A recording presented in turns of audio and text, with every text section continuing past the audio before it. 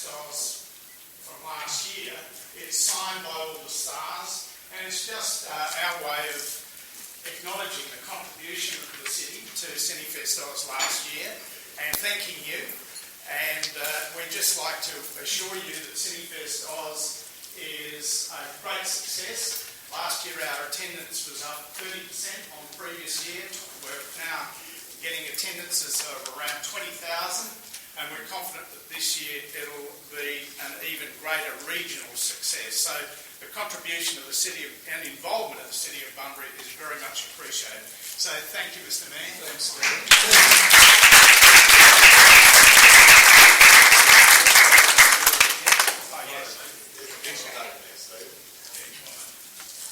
There we go.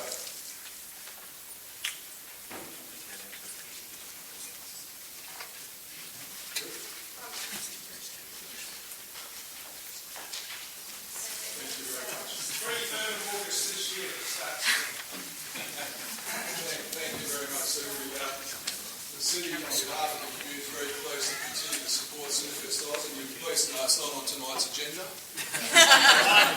All the rest, sorry, that's where all the money goes.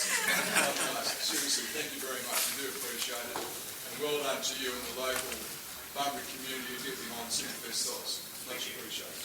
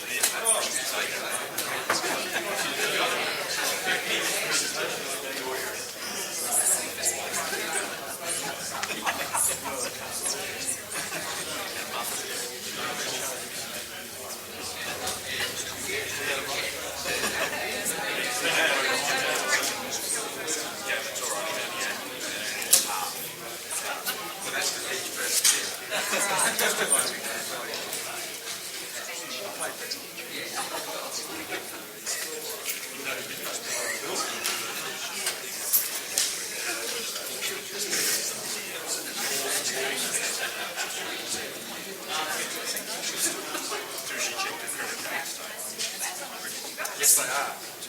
One cow paddock. Forward, end of July.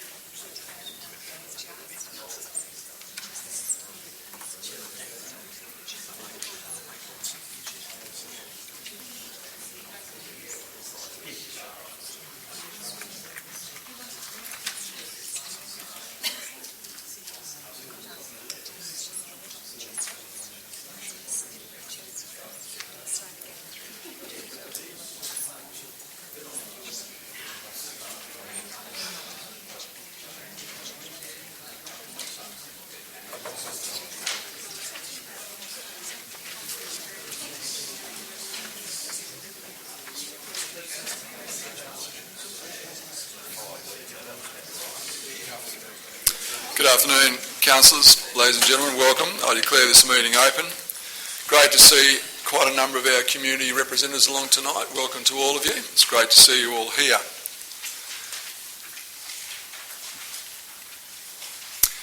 Under announcements, councillors, yesterday we had the WA Local Government Grants Commission conduct a hearing for Bunbury, and councillors Giles and Cook accompanied me, and the chairman of the Grants Commission observed that, in his view and the Commission's view, the city is in a very strong position, comparatively speaking. So that was good to pass on to you, and it's also a compliment to our hard-working and diligent staff.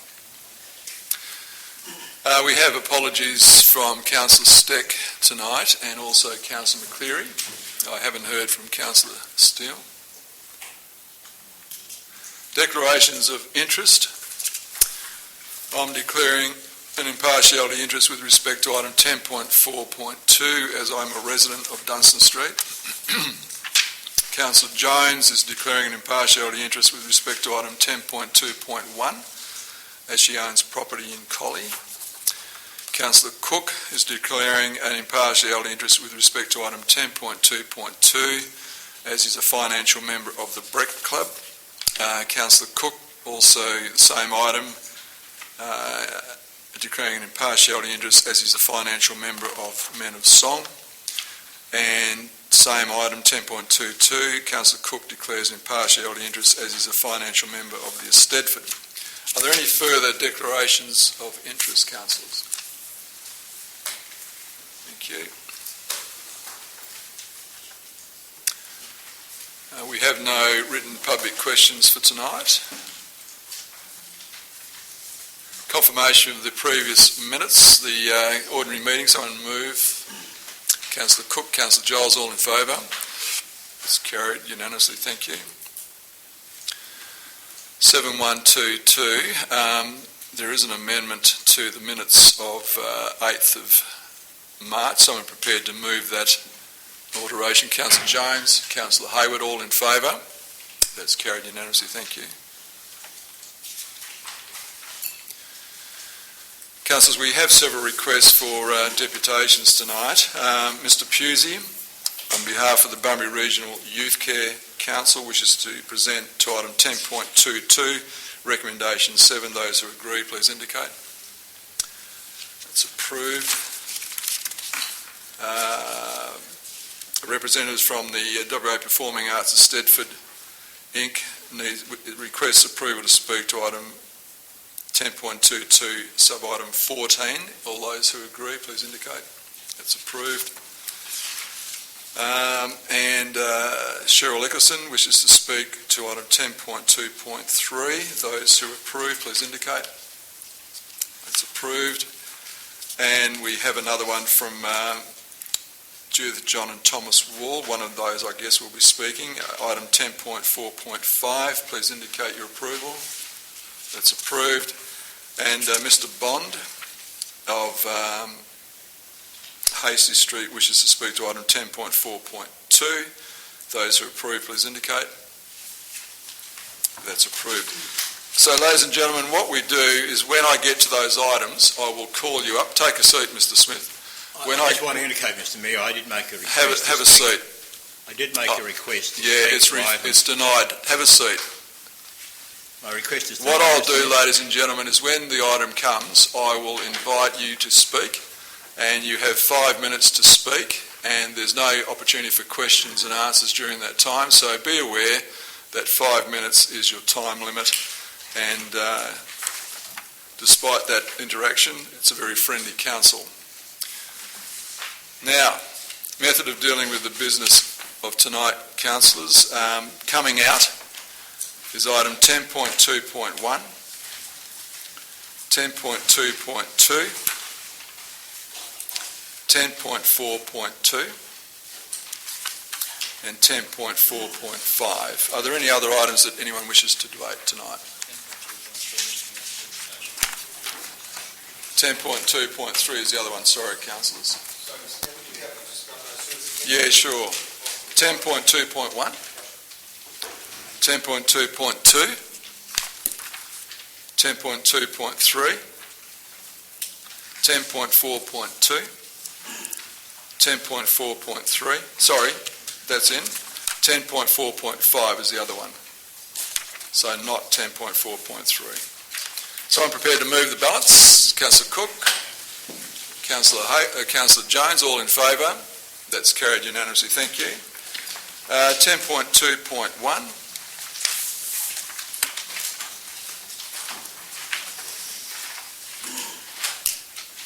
So I'm prepared to remove the executive recommendation. Councillor Jones, is there a seconder? Councillor Miguel, Councillor Jones, Councillor Morris is the seconder. Councillor Jones. Thanks, Mr Mayor.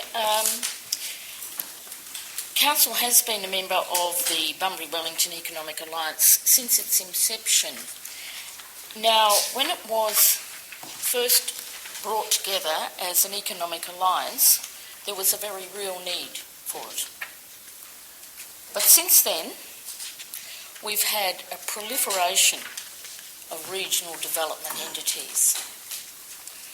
The Department of Regional Development, Regional Capitals Australia, Regional Development Australia and South West Development Commission. They're all about economic development in this area.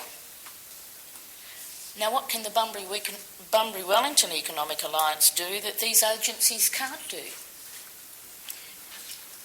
Bunbury-Wellington Economic Alliance has been on notice for at least 1 year that Council feels like this. I think they've been put on notice, but nothing's changed.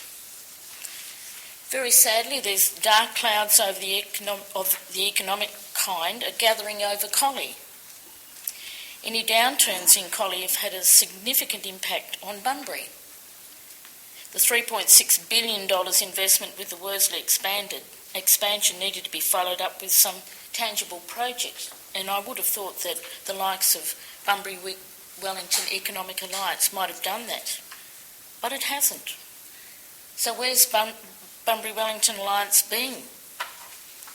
It might have been important at its inception, Mr Mayor, but I believe it's run out of puff. So I would hope that councillors would approve the executive recommendation. Thank you, Councillor Jones. Councillor Morris, just to speak. Speaker against. Councillor Cook. Thank you, Mr Mayor. I'll be speaking against the executive recommendation. The Bunbury Wellington Economic Alliance is simply that, an economic alliance. It's a networking lobby group to try and get economic growth going. It helps governments prioritise programs. They have no funding to speak of. They cannot build anything. They cannot be replaced by the South West Development Commission. Bless the Commission. They have funding and can build things. In doing this, they focus on the South West. BWAR focuses on the Bunbury Wellington region. BWAR works closely with the Commission. They help the Commission with prioritising projects.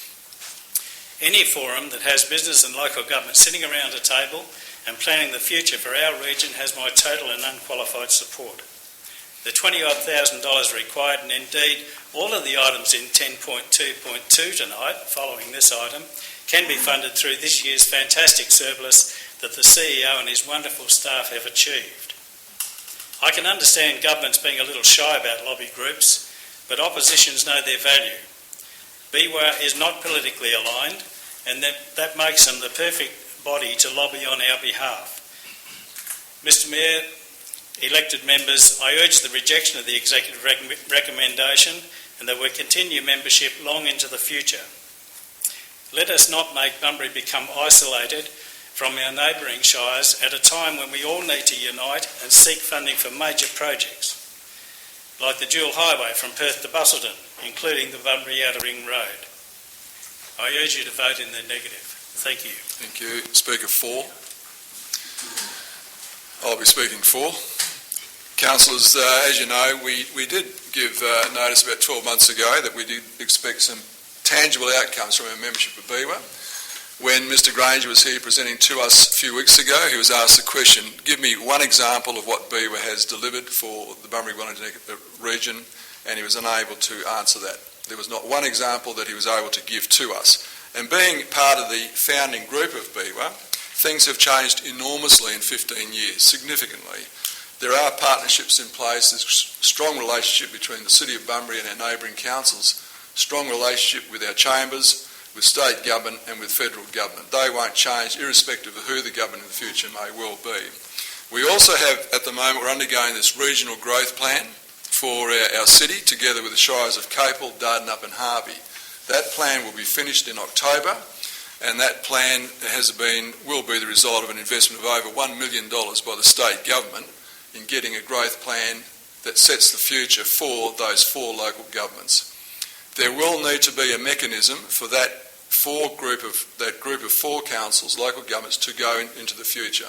And I see that being imperative that the city and the shires, mayor and CEO, mayor, presidents and CEOs are the drivers of that. They're the only group that can get those things happening according to whatever the plan delivers to us in October. So we have an enabling function and group that will be formed. We have already groups that are formed within our community, and quite frankly, the $20,000 that we spend on BWAR membership can be distributed amongst these good people here through our grants and our other mechanisms, rather than spend money propping up what I think's an ineffective, and I'm sorry to say, ineffective organisation. Is there a further speaker against? Councillor Hayward. Thanks very much, Mr Mayor. I'm quite sympathetic to the positions that have been put already, I have to say, in relation to that, and I agree that BWAR were put on notice some 12 months ago. I guess my issue is I don't actually think that for the benefit it's a lot of money.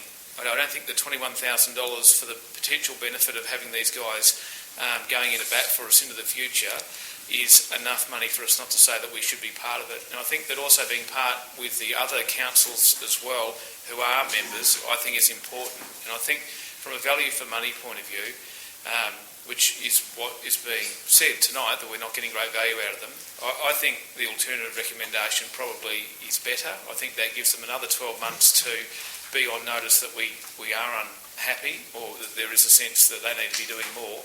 But I think for the amount of money that it is, it's worth investing in, and I'd encourage us to knock this one back and allow us the opportunity to move the alternative motion. Speaker 4, Councillor Morris, you're seconding it. You've seconded it. Do you wish to speak now? Yes. Yep. I've sat in this chamber for quite a few years, and each time that the Bunbury-Wellington Alliance makes their presentation, I feel like deja vu. I've seen that presentation before. The very same goals, the same slides over and over again. And I was the one that asked that question. What could you say that you have achieved in the 12 months? No answer. I believe that the $21,000 can be better spent in relation to this city. We've got a list of other issues coming up on the next agenda. If we're not going to be spending that $21,000, I think that it can go to some of those other worthwhile goals that we're desperate for money within the city. And as Councillor Jones very carefully pointed out, there are other agencies that are for the economic benefit of this region. I don't want to see another level of bureaucracy that just chews up taxpayers' money. Speaker against, Councillor Giles. Thank you, Mr Mayor. I must admit that I've been swayed somewhat over the last few weeks in talking to other people, particularly on Friday when I went to the wonderful opening of the Wonju city site, which was a wonderful occasion, and I spoke to people from every one of the adjoining councils. They were all very keen to see the Bunbury-Wellington Economic Alliance continue. They felt that it did have some benefits for the region. I think in these uncertain political times, with two elections coming up quite shortly, there could be quite a change in the political outlook. Royalties regions, who knows what will happen if whatever result the election comes to. I, like Councillor Hayward, would like to support the alternative recommendation if we have the opportunity to do so. I do not think this is the time we should be burning our bridges for those networking opportunities, and I urge you to reject this motion. Thank you. Speaker 4. Question? Yep. Stand up, Councillor. Regional growth strategy, when that's decided in a few months' time, is that going to be an independent body that takes that forward, or is it going to be a committee of the full councils? It hasn't been decided, Councillor Warnock. That's a matter that will be decided. It's currently under discussion as to the implementation of the plan. Drawing a plan is the easy bit, implementing it is the challenge. That hasn't yet been decided, but that plan is owned by the 4 local governments in partnership with the state. But I outlined what I think should happen there. Further speaker 4. Yep. Does this motion have to be? Does it have to be an absolute majority to pass this motion? No. Okay, thank you. Councillor Jones, close. Thank you, Mr Mayor. Just to reiterate that the organisations, taxpayer-funded, that are involved in regional development include the Regional Development Department, Regional Capitals Australia, Regional Development Australia, and South West Development Commission. What does Bunbury-Wellington Economic Alliance do that those agencies can't? They're the ones with all the power. Treendale Bridge, the extensions to Breck, and the investment of $4 million for waste management.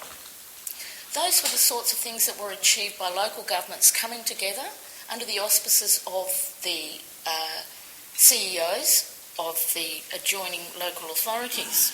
BY wasn't anywhere to be seen.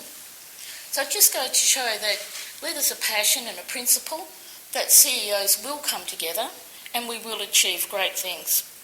BIWA doesn't even have to be inside the door.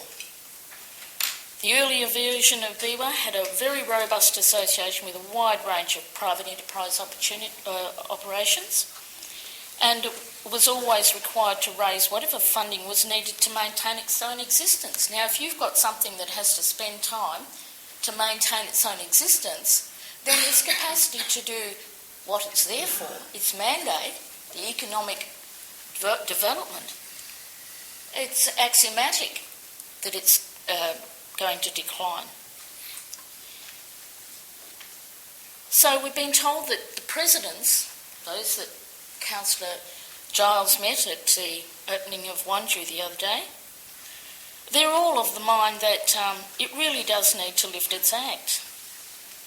But we don't know what it needs to do to lift its act. I reiterate, I really believe that it has run out of puff and that we can spend the $20,000 more beneficially somewhere else. Thank you. I'll put it all in favour, please indicate. Those against? That's carried. Thank you.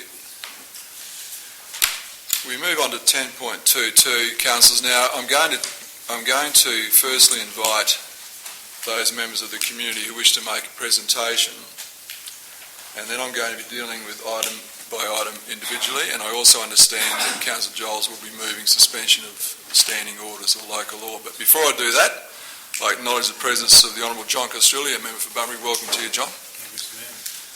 So, councillors, at this stage I'd like to invite Mr Pusey. Vic, welcome. So you have 5 minutes, and we've got a clock here, and a very... You won't push the buzzer. Thank you. Mr Mayor, councillors, ladies and gentlemen, I represent the Bunbury Regional Youth Care Council as fundraising chairperson. In years gone by, I was principal at Newton Moore Senior High School.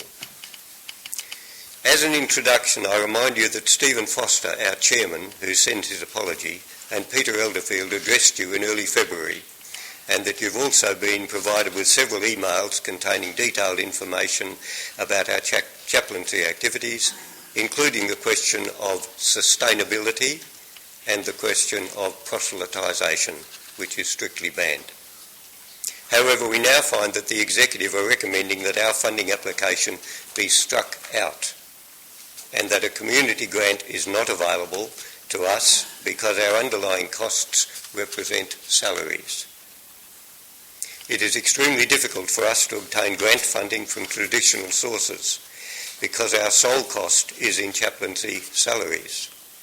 This is one of the reasons why many local governments in Western Australia give grants to chaplaincies in their local areas. At this point, we receive grant funding from all local governments with schools in our greater Bunbury region. Because of this, we are very thankful, and I want to take this opportunity to thank you sincerely for the funding that we've enjoyed to date as a line item in your budget. First, a personal story. This is number one in my outline. A few years ago, I was on the post office corner collecting donations for youth care as part of our annual street appeal. A group of Bunbury Senior High School students came by, stopped and put some coins in the donation tub. One girl emptied her purse. I said to them, "So you know the chaplain at school?" "Yes," they said. Then the one that put all her money in said, "He saved my life." Yes, he saved my life. You may have noticed on last Wednesday's West Australian, teen crisis. Alarm sounded after deaths of 8 young people, all south of Perth. And in yesterday's paper, there's a report of the high rate of overdosing on prescription drugs in young people. So there is a problem. A parent quote went like this: "I don't know what would have happened to our family if it had not been for the chaplain."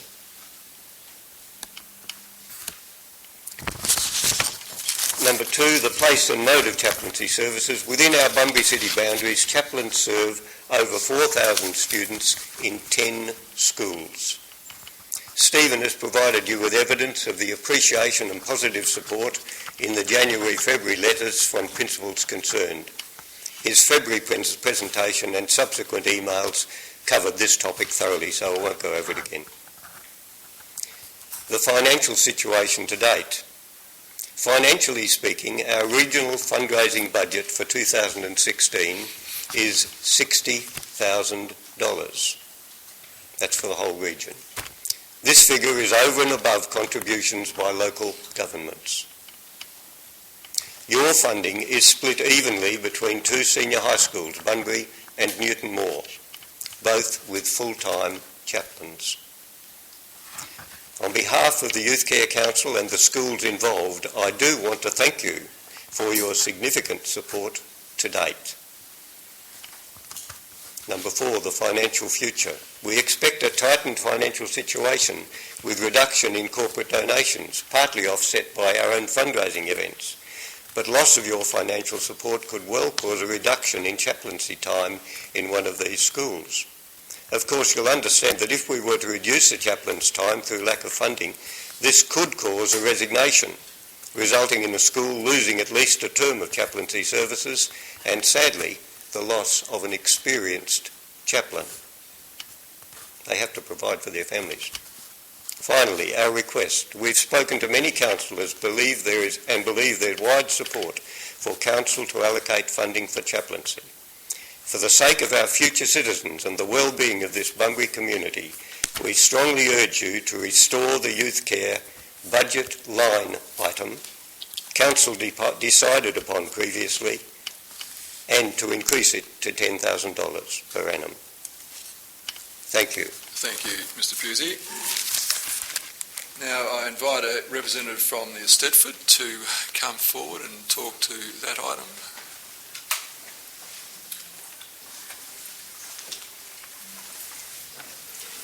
And welcome, and the 5 minutes. Good evening, my name is Myra Easton and I'm President of the WA Performing Arts Eisteddfod, known as WAPI, and I would like to thank the Mayor and Councillors for hearing our deputation. The WA Performing Arts Eisteddfod is an iconic event and should be recognised as such. Early history shows that the Bunbury Eisteddfod began in 1914. Unfortunately, they had to take 2 breaks due to World War I and then again World War II. It was resurrected in 1958 and has been held continually every year since. It is and has become a well-established iconic event which happens every year. WAPI plays an important role in supporting the cultural characteristics of Bunbury and the southwest communities. It is an invaluable asset to the city and the greater southwest region, proven by the fact that we are even now making plans for our 60th anniversary in 2018. We are the largest Eisteddfod in Western Australia, and we offer over 950 sections, which is dance, contemporary classical singing, amplified acoustic instrumentals, and the list goes on.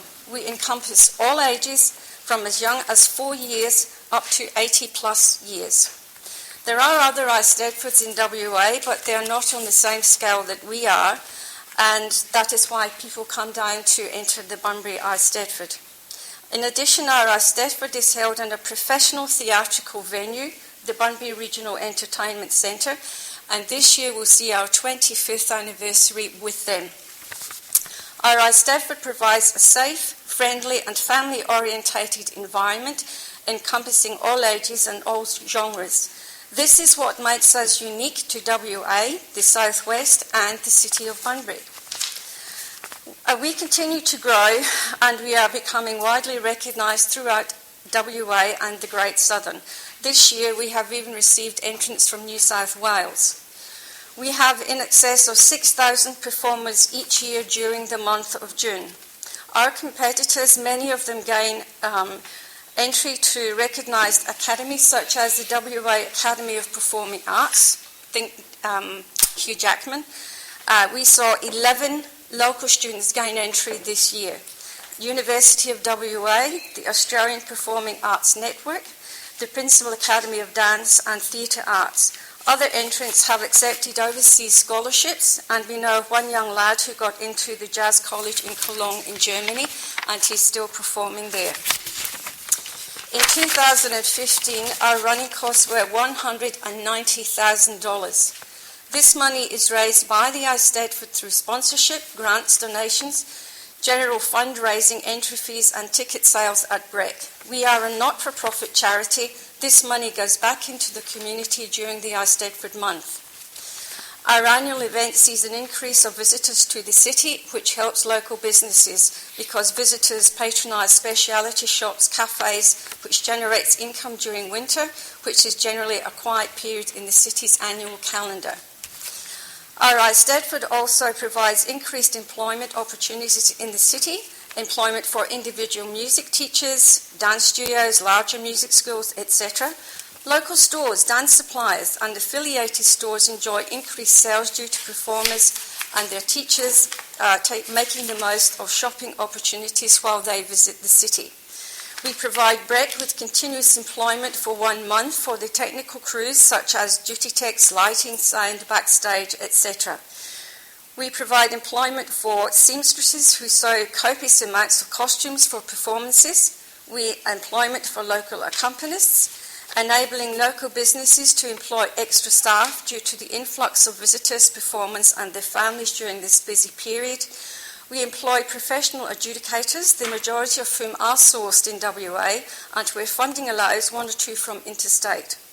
I would like to close by stating that the WA Performing Arts Eisteddfod is run by volunteers and has more participants entering and studying the performing arts each year in this city than most of the local sporting groups, i.e. cricket, footy and soccer. Thank you. Thank you, Mrs. Easton. Thanks very much. Now, councillors, as I indicated, I'm aware that there's going to be a call to suspend the local law. Just for those of you who may not be familiar with that little bit of meeting procedure, the mover will need to stand and explain why the local law should be suspended, and then it requires an absolute majority, so 7 have to agree to it. If that gets up, we then deal with the item as per normal discussion, but it's not ruled by debate. It's just discussion. And then we come out of that, and then we resume standing orders, and then we have the actual debate and the actual decision of council. So that's just a bit of background for those of you. I'm looking at you two, but perhaps Councillor McGwell may not be familiar with it as well. So having said all that, let's get a move on. Executive Recommendation 1, Councillor Giles. Mr Mayor, I'd like to move to suspend standing orders, please, for the order of debate, clause 10.5. For which one? For all of them. Or do you want me to do it one by one? Yeah, I'm going to go one by one, Councillor Giles. Okay, so... You want to suspend standing orders for Executive Recommendation 1? 1, yes, please. And that's standing order number 10?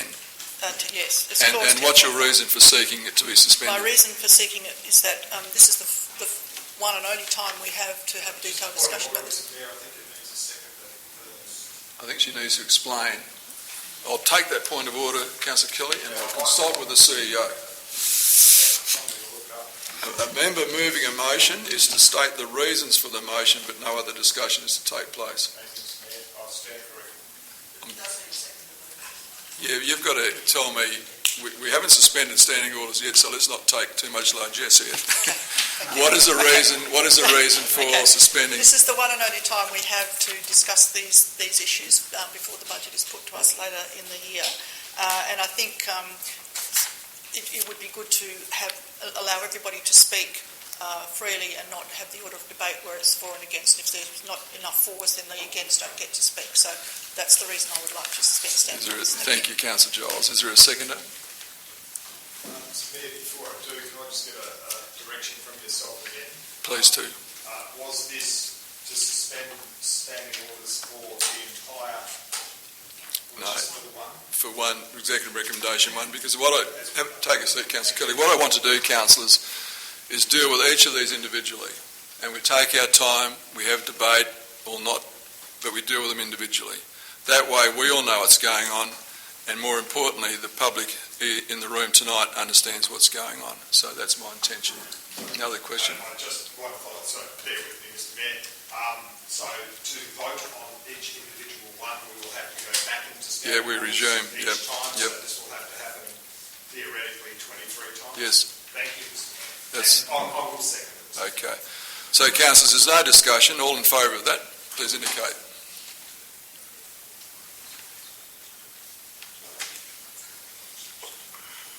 Six.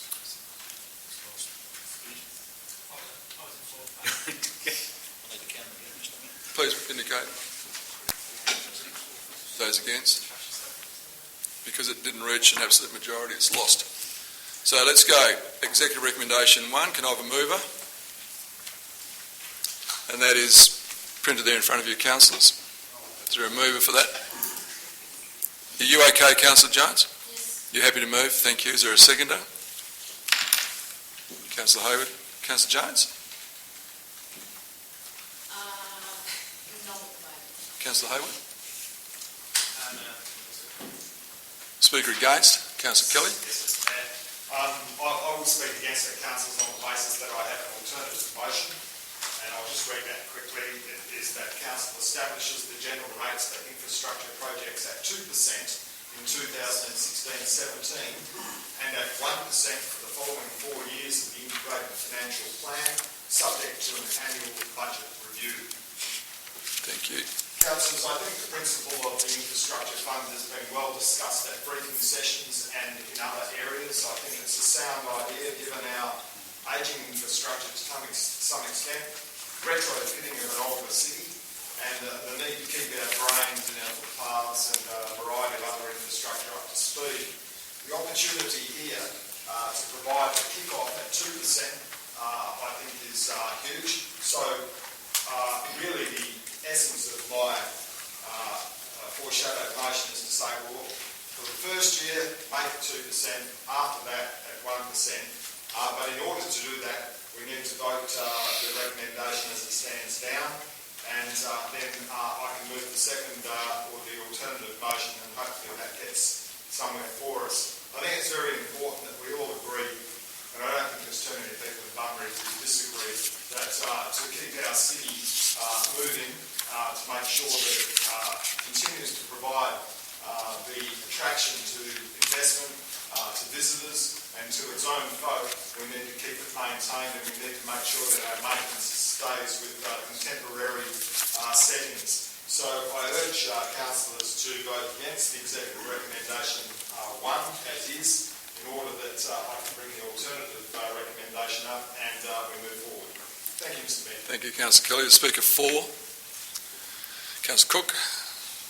Thank you, Mr. Mayor. I support the motion, councillors, and urge you to do the same. There are 2 ways you can handle future infrastructure. One is to save money for future needs, or you can build for the future. I support the latter. Let us spend the money now and build for the future. It will never be cheaper than now to build anything. History proves that cost will continue to rise with the passage of time. We need to remember that this 1% proposed is on top of the 1% that we've already agreed. So if you add them all up, you would find that to be quite a big hit to rates this year when it's finally decided. So, councillors, I urge you to support the motion, the executive recommendation. Thank you. Speaker against. Councillor Giles. Thank you, Mr. Mayor. I just would like to support the Deputy Mayor's points, and I think having it at 2% for the first year will give it a good kick-off, and I think that would be worthy of support. So I urge you to vote this motion down so that we can then have the alternative recommendation. Thank you. Further Speaker 4. I'll speak for. Councillors, what we've done in the past couple of years, budgets, we've really been very disciplined in making sure that our rate increases are affordable by the general community, and we've done a very good job with that. As Councillor Cook quite rightly points out, we're already indicating a 3.5% rate increase. A 1% is 4.5% rate increase. If 2% is 5.5% rate increase, that is a significant increase, and it's a significant impost on people within our community, ratepayers within our community who cannot afford it. If you have a look at the tables that the CEO provided us last briefing session and since then, We understand that with the capping that the state government has put on pensioner rebates to $750, there's 327 properties that will be impacted upon, and they are pensioners. There's also the impact on businesses, as you can see through the various different zones that we have got. They are significant increases ranging from residential rates of an extra $1.41 per week to $9 per week for CBD, $11 per week for mixed business, and it goes on. So it's all about affordability, it's all about living within our means, and if we can't do it for 4.5% rate increase, we need to really review how we approach our budget, notwithstanding the fact that we know we've got an asset deficit. We're working on that, and we won't fix that over a few financial periods. It will take a significant number of financial periods. So it's about disciplined rate increases that can be afforded by our community, and that's the way we should proceed. Speaker against? Councillor Jones, close. Thanks, Mr Mayor, and I appreciate the intensity of the dialogue that's occurred. I think we should all vote in favour of this particular motion because it does everything that the speakers have said it would do, send things along. I'm a bit concerned that ratepayers will be facing a revaluation in the next 12 months, and that too will impact on people's capacity to pay. People in our community are casualties of the mining industry downturn, and we don't want to make it hard for them, but we also have to acknowledge that we've got a city that's got an enormous amount of infrastructure, and we've got to maintain that infrastructure before it falls at our feet. So I'd definitely go along with the executive recommendation and urge fellow councillors to do similarly. Thank you. I'll put it all in favour, please indicate. Those against? That's carried. Excuse me, Mr Mayor, question. Question, Councillor Giles? Thank you. Do these have to be passed by absolute majority? No, the budget will be. Okay, thank you. Yeah. Item 2, Executive Recommendation 2. Do you wish to move? Yeah, I do, Mr Mayor. I wish to suspend standing orders for this item so that we can have a freer debate, and I'm sure there are many people who, most of us would want to say something about this issue. Yeah. Is there a seconder? Councillor Kelly. Those in favour, please indicate. Those against? That's carried. So we suspend standing orders. So that's the recommendation there. We're not going to have just a general discussion. Who wants to? What questions do you want to ask, Councillor Giles? Mr Mayor, I think my personal opinion is that with the new director of BREC and the imposts that brings upon, we need to consider BREC's position here. BREC is not funded by the state government, and like some other entertainment centres are, and I think we really need to consider very seriously the decreases to BREC that we are anticipating here. I would really like to see the current amount put back in there, and then maybe review that as we go through the next lot of the financial plan, integrated financial plan. So, Councillor Giles, what you're doing at the moment is you're actually debating the issue.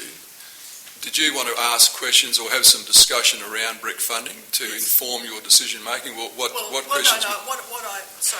My intention is that under the debating standing orders, there's a for and against, and a for and against. And if there's not a for, then the against person can't speak. You just want to suspend that part of the balancing of the fors and against. So you want to have debate. Well, I'm trying to help you there, Councillor Giles. No, I'm not sure really, but what I don't want to happen is for the debate to be stifled, is my point. Right. I don't want people to feel that they haven't had the opportunity to say what they want to say. So I think, and that happens quite regularly when we don't have enough people who want to speak. So that's really what I'm trying to do here. Okay. Councillor McWell. If I may, Mr Mayor, I believe earlier maybe 6 months ago, you allowed, it was still, we didn't suspend standing orders, but you just allowed anyone who wanted to discuss the item that option, rather than having to wait for somebody to speak for and against. So whether that's what Councillor Giles was intending to do, whether that is Okay. Was that your intention, Councillor Giles? Almost, but Well, I hope the other 6 who voted with Councillor Giles know what her mind was, because I don't. the other point about it is that, for example, I've just said something off the cuff, but I wanted to listen to what other people were going to say, and then perhaps have another say, if you like. And you can't do that under standing orders. You can only speak once. That's right. You've had 2 says now. Yeah. All right. I'm trying to help you out. Yep. So let me hear other interpretations. Councillor McGuinness, let's give someone. Look, I do support what Councillor Giles is saying, and I think that this is an issue that needs discussion. So I think it's good that we're having a discussion, and I also feel that sometimes standing orders can get in the way of a decent discussion where we can just have a chat about it and get the issues out and talk about it. And I think there's people that feel quite passionately for, and hopefully none against cutting funding for BREC. But look, I do have an alternate motion, and I think that part of what we've been talking about is trying to come up with a compromise position. A compromise position that is fiscally responsible. I think that no one is, I understand as much as everyone else that we need to ask all of our civic facilities to stand on their own 2 feet, to be responsible in the way that they spend their money. But I feel absolutely disappointed that the city would consider taking 10% from BREC's operational funding with no justification in doing so. And I think that the notes that attach here in terms of saying that the reduction in funding is consistent with previous direction of council and that they've discussed it with the board. They have discussed it with the board, and the board and the management said absolutely do not cut BREC's funding, or we will have to cut services to the community and put up prices to hire the venue for people like the Eisteddfod and for others. So I'm absolutely, and look, I'm really glad that I'm currently not the General Manager at BREC, so I can stand up and have this conversation, because the work that has gone into getting to this point, to this financial point where BREC is responsible and is one of the best performing arts centres in the country, has been a huge amount of work. So I'm glad I can actually talk about it. But what I would like to do is propose an alternate motion when we get back to standing orders and get to have a discussion, which I think is a really good compromise position that is fiscally responsible, that asks the centre to actually get with the council at the end of this financial year, when there's 2 years of data. At the moment, this is just in the second year of operating the new centre. So what I'm proposing is at the end of this financial year, in conjunction with the executive, that the board and the executive look at a real way of trying to move BREC towards a more sustainable model. But I'd have to say to councillors that you cannot get blood out of a stone. You've already got a centre that is incredibly efficient. So in those discussions, we need to be realistic, and if the council wants to cut funding, then the council and the executive need to say, where are we going to cut it? Which programs are going to be cut? Which community groups are not going to be able to use the centre anymore? Which, the Black Box Youth Theatre is going to have to be cut if we go ahead with these kind of reductions. So I really think that, yes, you need to ask BREC to stand up and to be fiscally responsible, but at the same time, you cannot just jam it down the throat and say, all right, cut 10%, where from?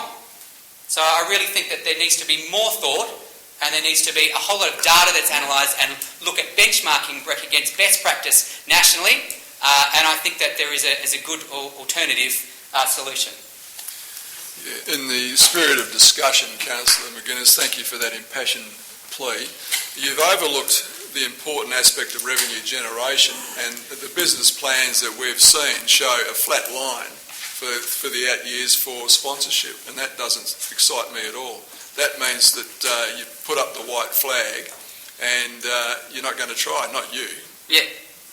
So you can cut, but you can also increase revenue. Yeah. You can increase revenue through sponsorship plus the ways that you've discussed. So, last financial year, for the interest of the community in the audience tonight, the city funded $365,000 in operating costs, over $400,000 in capital costs, plus loans to repay the BREC itself that the community of Bunbury took out. So it's almost about $1 million a year cash from this community goes to BREC right now. Councillor Kelly, did you want to say a few things? Yes, I just had a quick question. I think we're talking operational subsidy here rather than capital, but that's another aspect. I just wanted to ask the staff, through you or through the CEO or whoever, through you, Mr. Penny, obviously.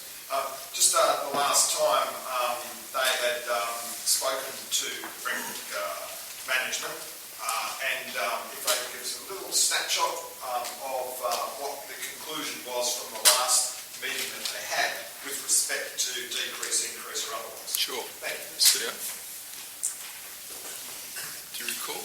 Yeah, through you, Mr. Mayor, I've had one meeting with the new general manager, so that's got to be within the last 2 months, I assume that'd be. I think she's been there about 2 months. We've been trying to arrange another meeting to discuss the agenda item tonight. However, the last booking we weren't able to keep. She was off sick. I know the directors have also met and had a discussion. Prior to that, we met with the board towards the end of last year, probably last quarter of last year. I think was the last time we had a formal meeting. I think you were there as well, Mr. Mayor, at that one. So there has been other discussions, but they're probably the formal meetings that I've been involved with. The directors might want to add if they've had further meetings that I'm not aware of. Mr. Cowell, have you had any further discussions? Through you, Mr. Mayor, no, I was involved, or the directors were involved directly with the CEO in those meetings. Yeah. Okay. Councillor Kelly? That was it. Councillor Morris? I got a phone call from Muckenbudden or Woburn, or there was some place out in the wheat belt from Joel or McGuinness, Councillor McGuinness last week, asking to give support for the alternative motion for a compromise. My comment was that, first of all, when the board and when Councillor McGuinness as General Manager came in with the proposal of the expansion, we were given a real, very glossy, very positive outlook that there was going to be an increase within revenue because of the conference center and the expansion program of the entertainment center. And that was just music to our ears, thinking that our subsidy was actually going to decrease. Within a year after it opened, reality set in that it just didn't eventuate of what they were hoping to achieve. Now, that's not to say it's not going to happen in the future. But what I'm really concerned about is that if you give a set amount, basically in any business, that's your baseline in relation to what you can spend without trying to develop a surplus. In terms of a business person, you try to get as much of that deficit down as possible, otherwise you don't survive. It's a bit different when you're being subsidized by a city council. But I guess the real issue is that how can we, as a council, how can we justify increasing the amount? We were told by the board when they came in and they gave the specifications in relation to the financials on our board. There was one issue that kept coming up over and over again. 60% of all attendees to the Regional Entertainment Center, and I keep saying Regional Entertainment Center, comes from outside the city of Bunbury. Yet the other shires that feed into the people feeding into that entertainment center pay a minimal amount of subsidy to the entertainment center. And this is where I would give support to Councillor McGuinness's amendment only if the other councils, surrounding councils, increase their subsidy to reflect the use of their ratepayers on a facility that is actually subsidized by Bunbury ratepayers. So that's where I really think that our city, our state, needs to actually go to the shires with a business plan saying this is the situation, that we can give a 12 months moratorium, if you like, on the 10% cut but it's giving them notice you need to increase your subsidy. Because if you don't, we could have a situation where they're really struggling to meet their obligation for our community. Councillor Hayward? Thanks, Mr. Mayor. I guess one of the reasons that I haven't supported the suspension of standing orders is because ultimately we're just going around the room largely and giving our point of view, which we'll do again. I'm certainly happy to support an alternative motion. I guess I just need to see it. But I am I'm certainly supportive of Councillor Giles' efforts to want to make sure there's inclusion and everybody gets an opportunity to speak. But I guess I am aware that there's quite a number of items in this list, and I think it would be good if we could get through them. So I guess I'd be suggesting that maybe we do go back to standing orders and put the alternative motion up and So you're moving we resume standing orders, seconded by Councillor Cook. All in favour? That's carried unanimously. Did you get that, Liz? You said no. Well, sorry. It's been a tough week for you, Councillor Giles. So, councillors, we now have an executive recommendation before us. Is there a mover for that?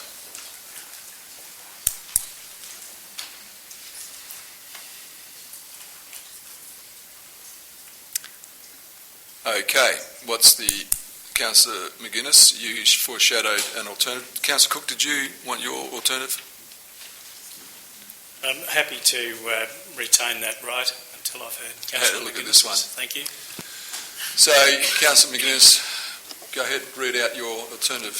So the alternate motion is that Council supports the operational subsidy of Bunbury Regional Entertainment Centre for the amount of $387,300 in the 2016-17 budget year, being a 10% decrease from the amount applied for of $430,344, and I think with a review of funding for the centre to be undertaken at the end of the 15-16 financial year, which is this financial year that we're in, so that we can come up with a plan. So that's the... Is there a seconder to that? Councillor Cook, Councillor McGuinness. Can I speak for it? Yep.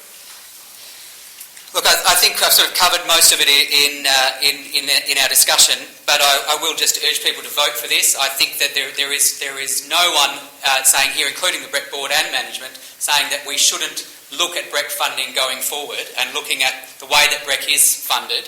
I will also just remind Council that your Mayor's comment before saying that there is no budget increase for revenue. That's not the case in those business plans. The budget increase is increasing conferencing, increasing the profitability of conferencing. It's reducing in that budget, reducing expenditure by 5% through all of the expense items. So there is huge measures in there for economic efficiency that I think that could be applied to other civic facilities across the city, when you look at the library and the swimming pool and all those sorts of things. So what I'm saying is that economic rationalism and the responsibility that we're talking about is being done by the BREC board and management. Not to say they can't do it better, not to say that they aren't going to work with the city to find a sustainable ongoing solution.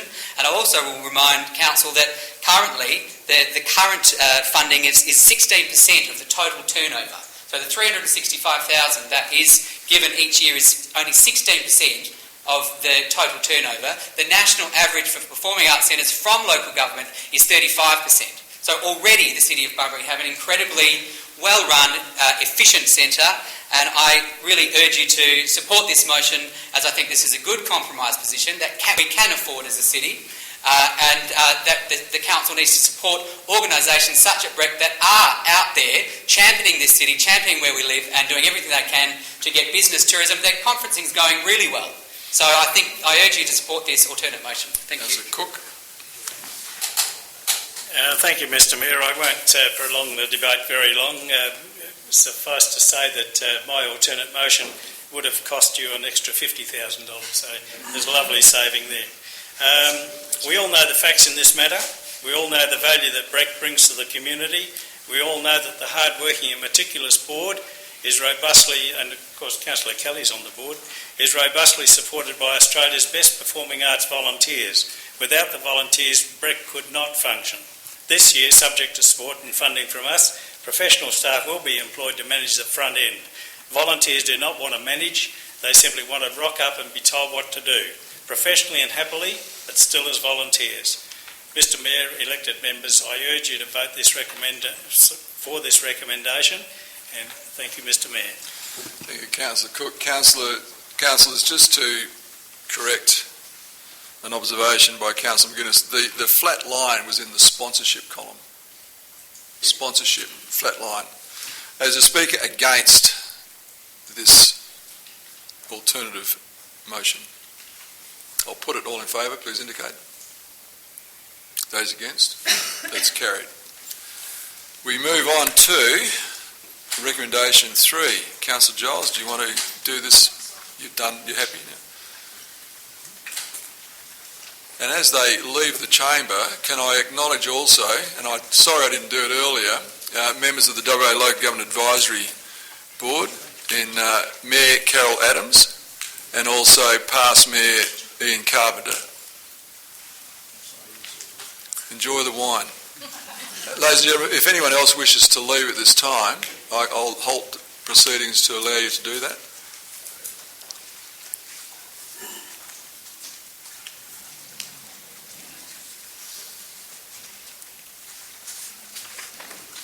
So, executive recommendation 3, is there a mover? Councillor Hayward, seconder. Councillor Jones. Is there likely to be any debate on this, councillors? I'll put it all in favour. You wish to. Councillor Hayward, you wish to speak? I think it's a good solution to give them the opportunity to request for funding and for it to be dealt with in that manner. So I'd urge you to support it. Thank you. Councillor Jones. Sure. My question is to the executive. So they're saying here to refer these funding requests through to the Arts and Culture Fund. Are these groups eligible under the current guidelines? Mr. Carroll. Through you, Mr Mayor, as late as last week we've actually been in contact with the group, and although as long as their grant funding application is not for day-to-day operational costs, and we'll certainly work with the groups as part of the application process. Thank you.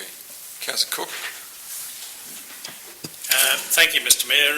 Councillors, I'd urge you to vote this executive recommendation down. I will be offering an alternate motion, and that will read, Councillor Fund enables Art Partners program by way of a $5,000 grant from 2016-17 until 2030-31, or until such time as the program is wound up in its present form. And I'm not going to... That's your alternative motion, okay. Yeah, so I'll be speaking against this one and urging people to support it. I cannot begin to describe the value of Art Partners program to the community. The mentoring of people with any form of disability to fully participate in mainstream activities warms my heart, and I believe direct funding is warranted. The issue with going to the executive for access to the other funds are fraught with dangers, and there are lots of little clauses in there about recurrent funding and all that sort of stuff. Thank you, Mr Mayor. I urge councillors to vote this one down. Speaker 4. Councillor Jones. Thanks, Mr Mayor. Over the last 3 years, Stirling Street Arts Centre has put on a summer school, and we did the first year with great trepidation and a deep breath. We were able to extract funds from an amazing array of sources. I think that Art Partners has come to council before with perhaps not looking at other sources. So I feel pretty confident that if council doesn't supply the $5,000, looking at other sources, including some commercial premises in town, will find them $5,000. So I'm quite happy to go along with the executive recommendation. Thank you. Councillor Hayward. Oh, sorry, is there a further speaker against? Councillor Hayward, do you wish to close? I'll put it all in favour. 1, 2, 3. Those against?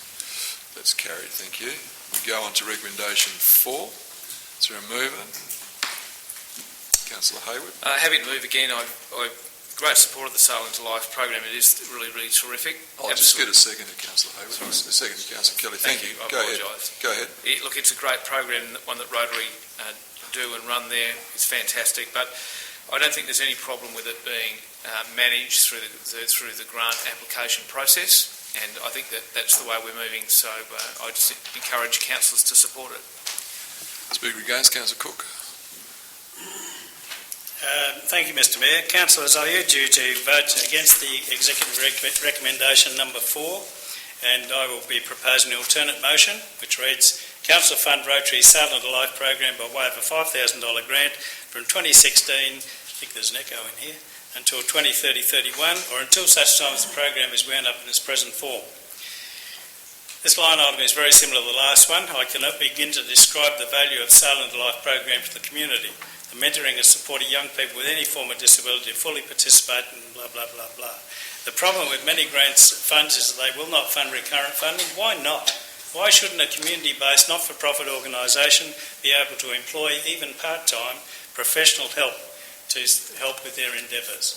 Councillors, I urge you to vote this one down and support my alternate motion. Thank you. Further speaker 4, Councillor. Second, I think as well, Mr Mayor, so I'll have a crack. Go. Look, councillors, by and large, I think the separate entry into our budget of projects like this is pretty well come to an end. It's unfortunate, I suppose, in some respects, that the people who rely on the council to continue these programs, particularly things like Art Partners, is very close to my heart.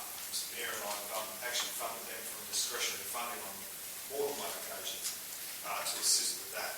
And perhaps that's the point here is that people like Art Partners, Sail into Life, and there are others that are coming up on later, are going to have to really get creative about the funding.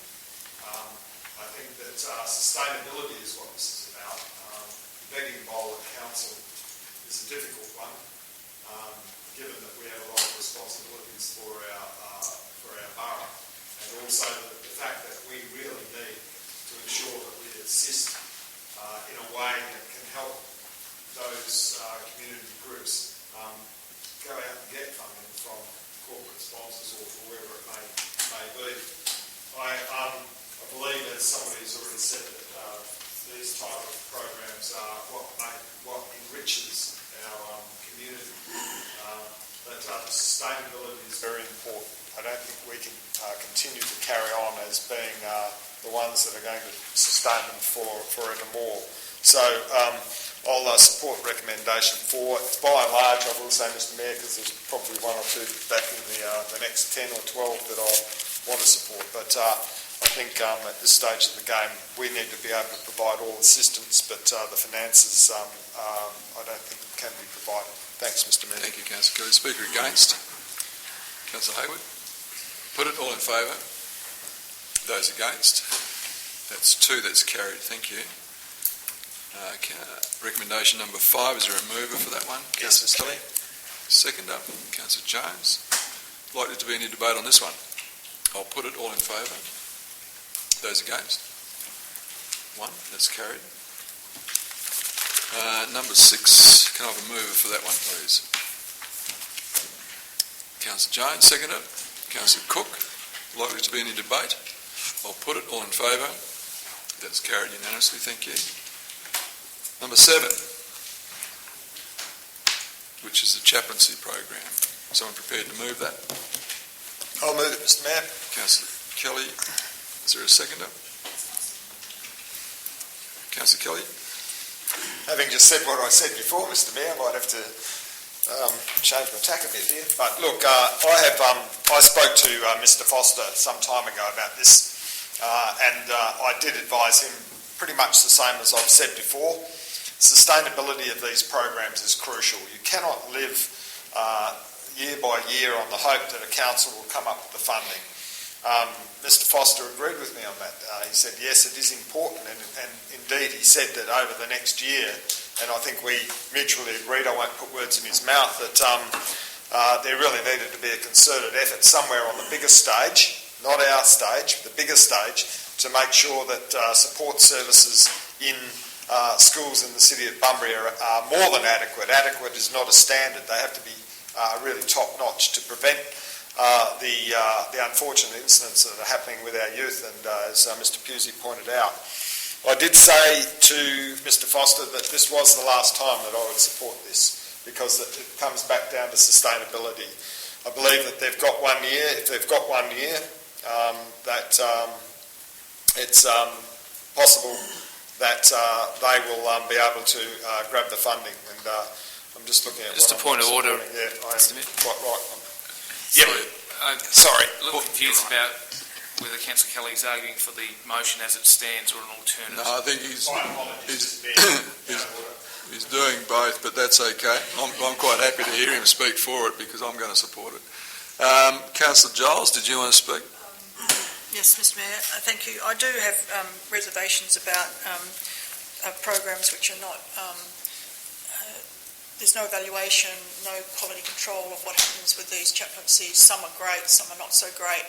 And I think it's a worry that we're funding salaries, and I think that's something that, I'm not sure that we should be thinking about anyway, but I really think that schools need this sort of service, but I think it can be better dealt with professionals like social workers or counsellors or psychologists. So I do not support the continued funding, which is, I think, what the motion says.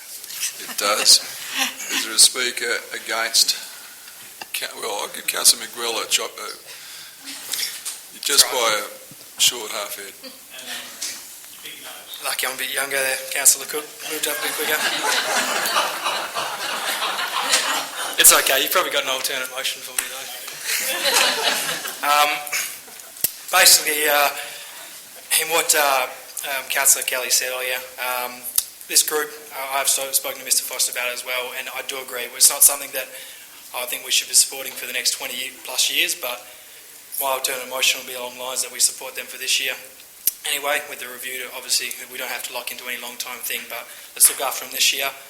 As Mr Pusey rightly said, he held up a newspaper, front and back page was a problem with youth.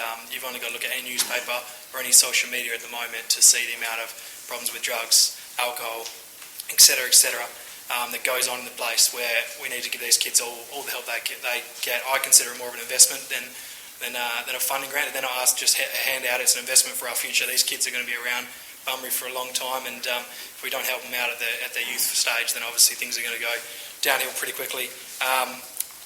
Councillor Giles said she doesn't support that hasn't gone to salaries. Well, I think that's exactly the problem with this issue, where I'll vote down a few things later on because they can apply for community grant funding and other grant funding, where this particular organisation can't apply for community funding because of the fact that it's going towards salaries, which salaries are a pretty important thing in my opinion. So that's why I'll be voting this down and hoping that we can get some support for one more year. Coming obviously towards the end of the year, we reassess and see where they're at. But it's a very important program, I feel. Obviously, I was voted in by the youth, I'm assuming, so I'm here to represent them, and I say that we need to support them all we can. So please vote this down. Thank you. Speaker 4. Councillor Jones. Thanks, Mr Mayor. There's a Hungry Jack shop at Baldivis, and one of the employees rocked up one morning last week and heard a funny sound coming from the dumpster. So she jumped in the dumpster and found a puppy. And it was obviously not a well little puppy, but she couldn't afford on her Hungry Jack's wage to do anything about vet bills. So she put it on a GoFundMe for Jack, Jack, the puppy. At last count, Jack the puppy now has $12,000 from public donations for its future. In fact, that kind of funding, the GoFundMe funding, is the way of the 21st century. So it's for people like me who might really want to encourage that kind of humanity, even though it's for a puppy, that I can flick in a couple of bucks. I'm astounded that chaplaincy is asking for money for wages. School programs like the breakfast program, like the reading program that Councillor Giles is involved in now, it's all dependent on volunteers. What makes a chaplaincy so different? I think it's really important to look at other schools. I know that chaplaincy is funded in 2 schools, but who funds the youth worker at Mania College? There are other ways of doing this. Now, as people might be aware, I'm a member of the cemetery board, and I'm only too aware of the casualties that young people make in the statistics that we have. In fact, there was a statistic, a 14-year-old in a nearby local authority in just the last 2 weeks. A very sad situation, but I wonder just what difference a chaplaincy would have made in that particular case. Councillor Kelly's right. We've got to build not just sustainability, but we've got to build community capacity. And just at the moment there's a culture of, well, the council's funded it for the last 3 years, why can't they fund other local authorities fund chaplaincies? Well, I'm going to suggest that there are a lot of means by which you can get funding for whatever your favourite project is. And if you look at the website, which is called the Australian Not-for-Profit and Charitable Organisation, you'll read that there are 53,000 charitable entities. Here we go. 56,894 charities in Australia that are registered.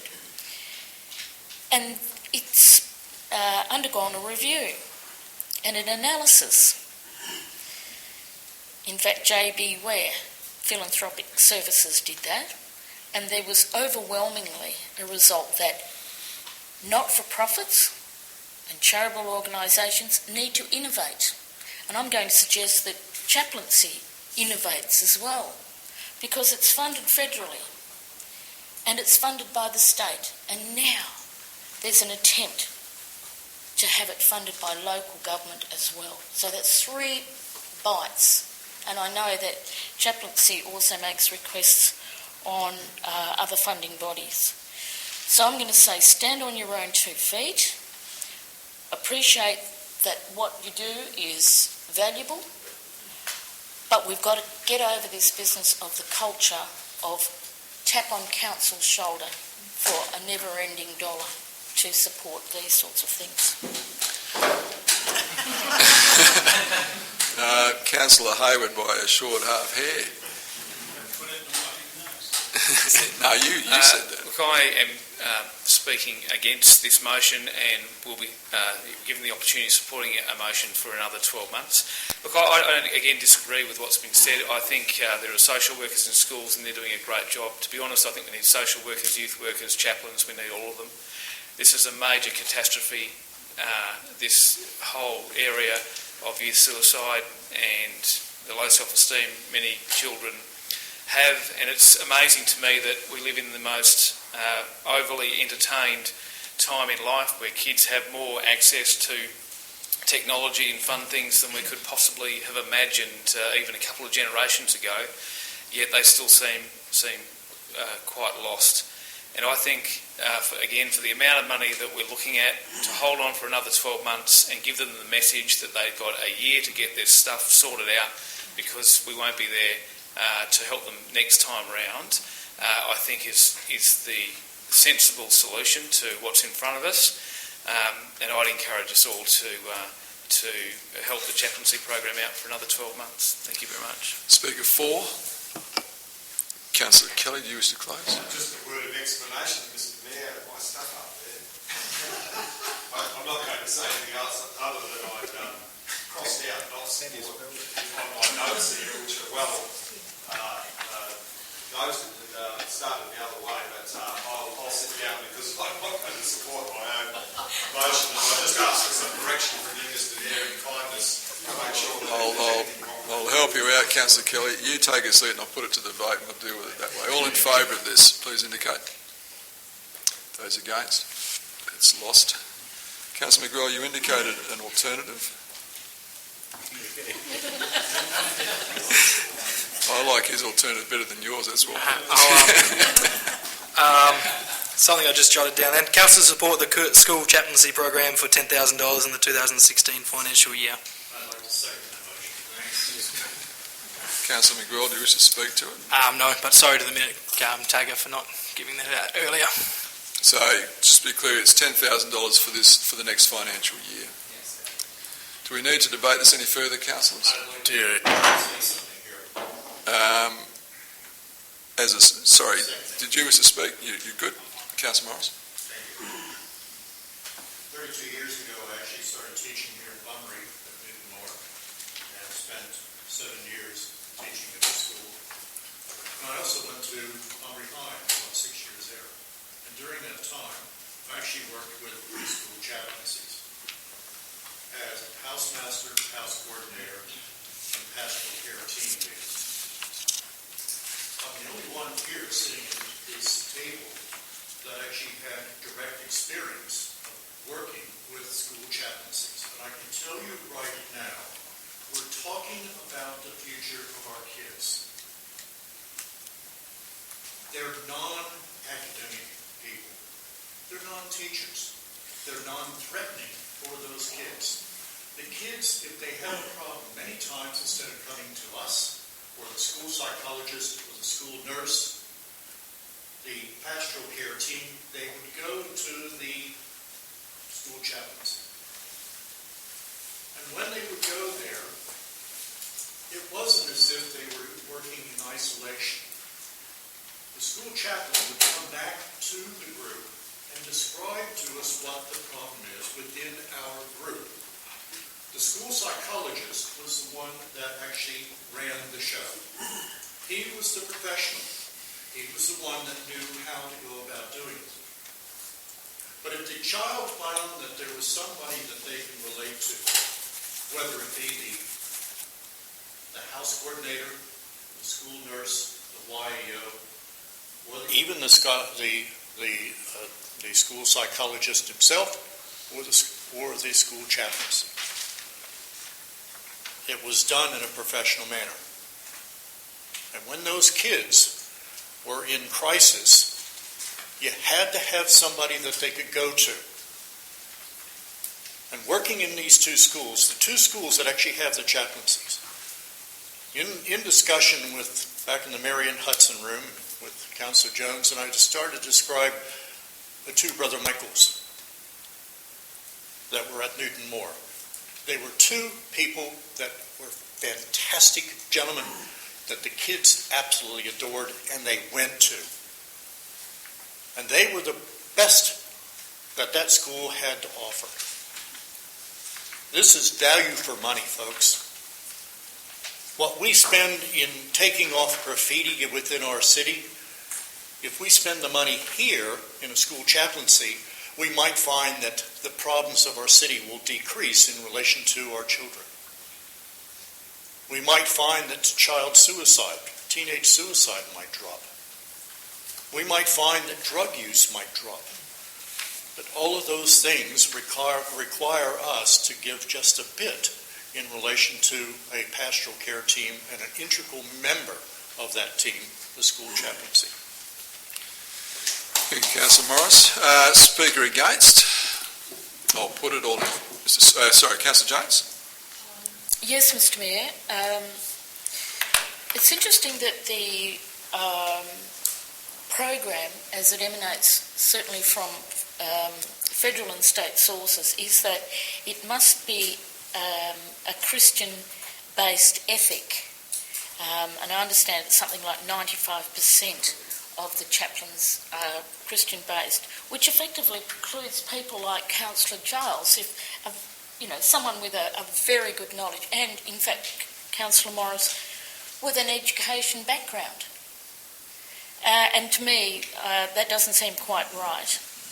The other thing is that some of the people, young people, in fact, I don't think you could quantify it, but they're coming from households and domestic situations which are drug-riven, where there's domestic violence, where there's chronic unemployment.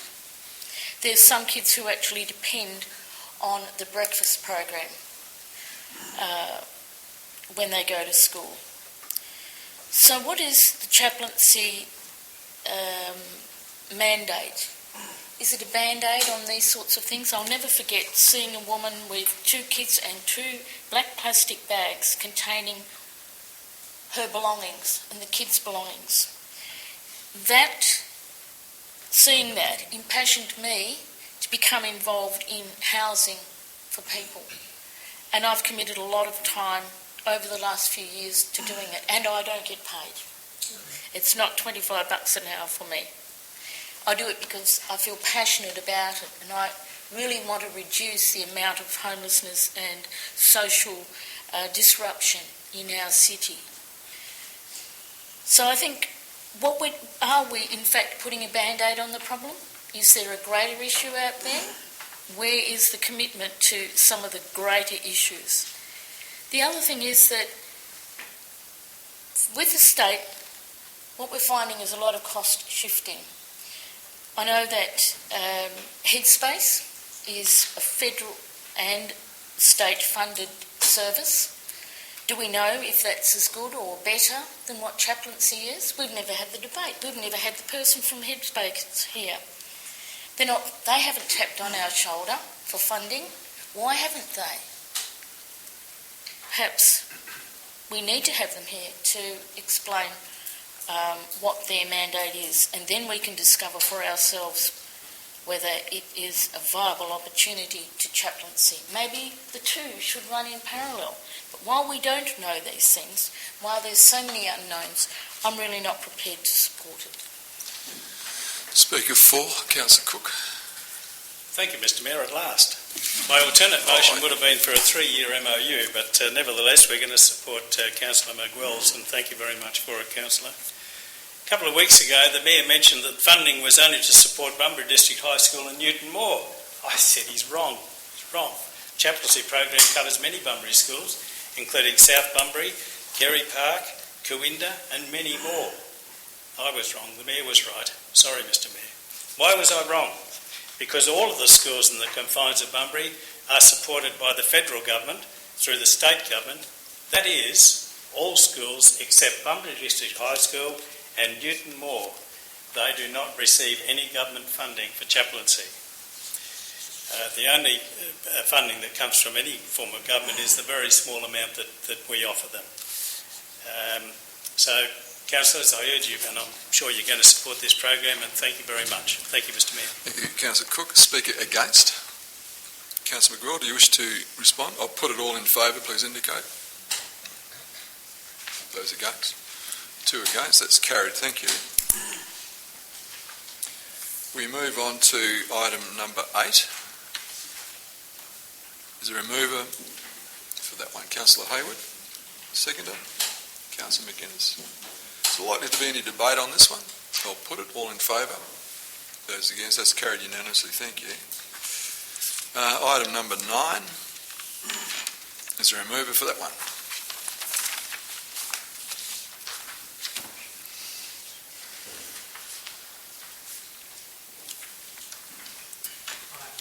Thank you, Councillor McGraw. Is there a second? Councillor Giles. Councillor McGraw. Councillor Giles. Speaker against. I'll put it all in favour. Those against. 1, 2, 3, 4, 5. 5 all. That's carried. I'm using my casting vote. Interesting. No debate. Item 10, recommendation 10. Someone prepared to move this. Mr CEO, can we just be very clear? This recommendation is not to support funding to expand the path networks. So there's funding available for footpaths in the budget, but this is specifically saying we're not going to extend them. Is that the intent? No? What is the intent of this, Mr. Ranson? Through the Mayor, there is budgets for renewal of paths in next year's budget, but there is no expansion monies. So renewal but not expansion? Correct. And Mr. CEO, I did notice, another question, I did notice in one of the weekly reports to Council that the Council will be assisting or contributing to a major cycle path along Bustle Highway, I think it was, between Washington Avenue and Hastie. Is that correct? And how much was that contribution, Mr. Harris? Do you recall? Through you, Mr. Mayor, the contribution was we're getting funding of 175,000, I think, out of 225, and we're putting in 175, and Capel are putting in 47, I think it is. Right, thank you. Okay, so yeah, Councillor Kelly. In the context of number 10, why do we need to affirm this by saying not supporting it's not in the budget? Why are we affirming something that's not there? Councillor, Mr. CEO. Yeah, through you, Mr. Mayor, I think from memory there was a request from Councillor Giles to include some extra money to expand the path network. This was just to take that item out. It was a councillor request, which is why it's back here. Okay. So, is there someone prepared to move that number 10? Councillor McGraw. Seconder? Councillor Pro Forma. Councillor McGraw, do you wish to speak? Okay. Councillor Jones? Mr Mayor, footpaths are some of the core business of local authorities. This is not a good look. And I know we've got path networks and that we should be, sticking to those. But in all of these recommendations, we have the core and, non-core business. And if anything, I'd like to see this go back for further explanation, if that's at all possible. Yes, it is. It is possible? If you wish to move that this matter be considered in the next round of meetings, happy to receive a formal motion that way. If that's a procedural motion, I will move it, Mr Mayor. So Councillor Jones moves that this matter be referred back to for further consideration in 2 weeks' time. Is there a seconder? Councillor McGuinness. I'll put it all in favour. That's carried unanimously. Thank you. We move on to number 11. Is there a mover for that?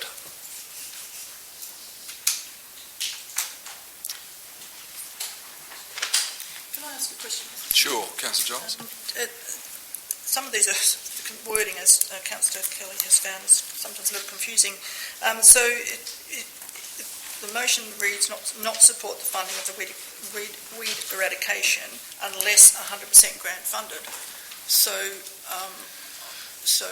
it's not council's money that's going to be spent in the first place. So I'm a bit confused why we have to even debate it.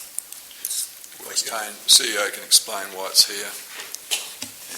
Through you, Mr Mayor, again, this is another project that was raised. It was proposed that council actually funded out of council's own revenue.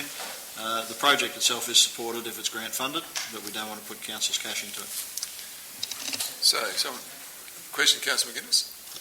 So, with that in mind, is there a funding application in or going in to fund this project? CEO. Through you, Mr Mayor, I'm not aware of a funding program at the moment, or a proposal that's been put in, but certainly if council supports the project, we will look at it.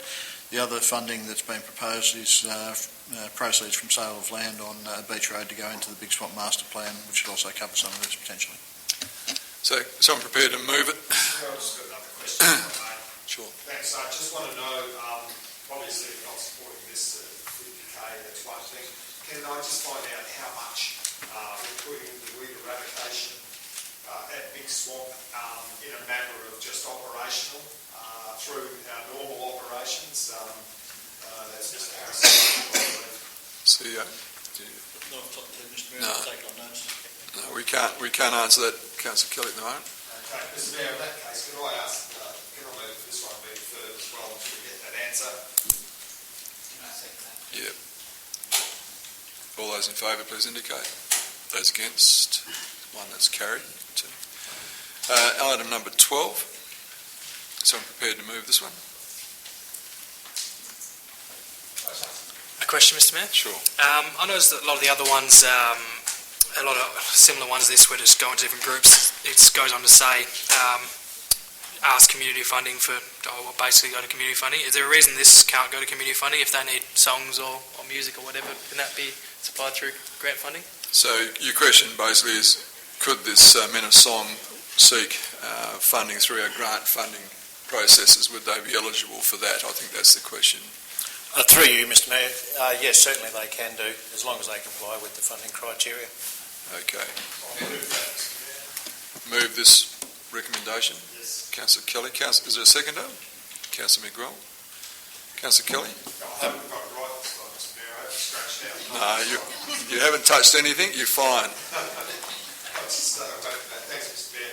Look, I think for the sake of consistency, or most of the consistency, we've made a bit of a statement about these organisations, sad as it may be. And I think we've gone well with the Men of Song over the last couple of years, and they've been tremendous ambassadors. I won't take that away from them, but again, we're into a different system here, and I think that we'll assist them with references or any grant application that they wish to make, and wish them well also.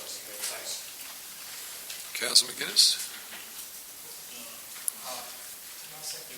Oh, sorry, I've written down. Yeah, I've got. No, it's all right. Sorry, Councillor McGill, and I apologise to you, Councillor McGuinness. Yeah, councillors, as I said earlier, the only reason with the chaplaincy program was that they didn't have the opportunity for community grant funding. Something like this, as Councillor Kelly has just said, I don't think it's a good practice to say hand out consistent money over years. If they do need something, and it's obviously important to the community, they can go through that community grant funding, which hopefully in a few items time might have a bit of a boost in there. But that will give them the option to go through if they need music, that they need support, they can go through those channels. That's why I don't think we should really commit to money which they can just sort of take and use to whatever they need to. Obviously, there's a lot of community people out there and a lot of community organisations, and if they all come to us and wanted $5,000 or $1,000 each, it doesn't go that way. But if they come to our community grants team and say we need $1,000 for etc., then obviously then they can go through the process and then it can go through that line. So that's why I won't be supporting this and many of the other similar ones that it's the same. So I'm urging you councillors not to support this. Sorry, to support this. I blame Councillor Kelly. Did you have a question, Councillor Hogan? I don't have a question. I'd just like to potentially move an amendment or perhaps... I'm happy to entertain an amendment. The amendment I'd like to see is just to add that line in that says that the Men of Song can apply for grant funding as per the other ones. Councillor Kelly, are you happy to accept that as part of your motion? Councillor McGill, are you happy to accept that as part of the... So you've got that, Liz? I'll just wait till we get that up, Councillor.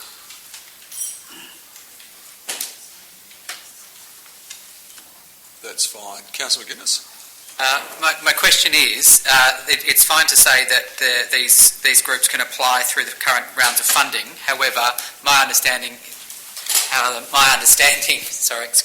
is that under the current guidelines, that this group cannot apply for funding for what they need, which is to plan a 3-year festival in the future, as they had last year. So my question is, under the current funding guidelines, can the Bunbury Men of Song apply for funding for operational expenditure towards planning a festival in 3 years' time?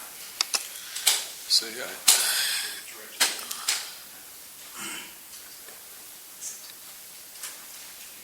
Mr. Cowell. Through you, Mr Mayor, the events funding criteria stipulates that the funds must be expended by September the following year, so it cannot extend over a period of time.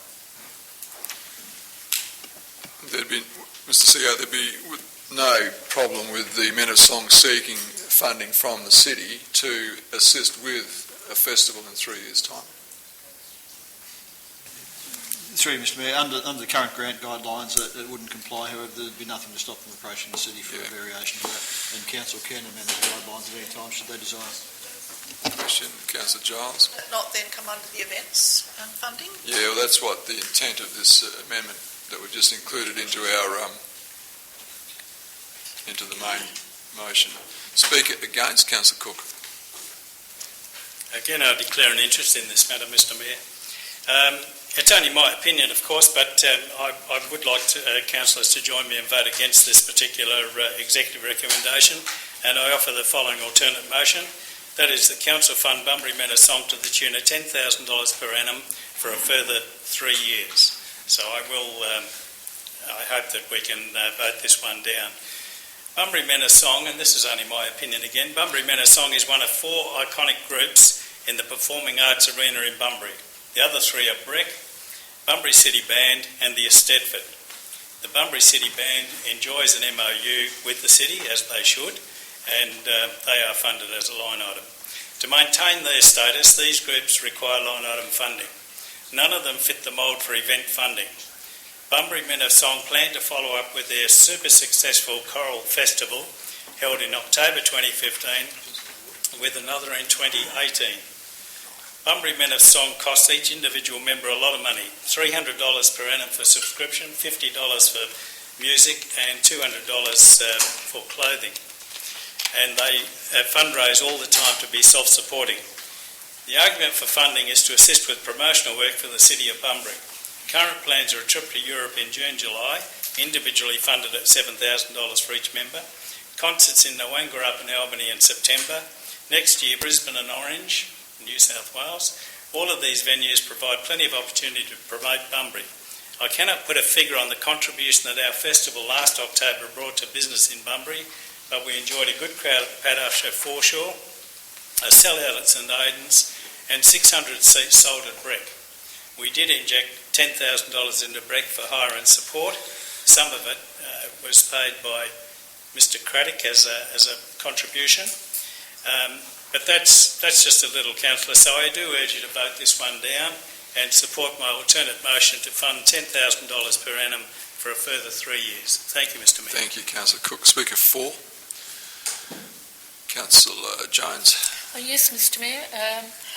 Although Councillor Cook has declared an interest and mentioned those 4 groups, there are others in the community as well, which I'm sure are equally deserving. Southwest Opera Company is one, and I know they pay quite a bit of money to have subscription, something around $300 a year, and they have quite a healthy number of members as well, and that just goes to show that if you're passionate about something, then you will match that passion with putting your hand in your pocket. There's also a group, I understand it's called Fusion.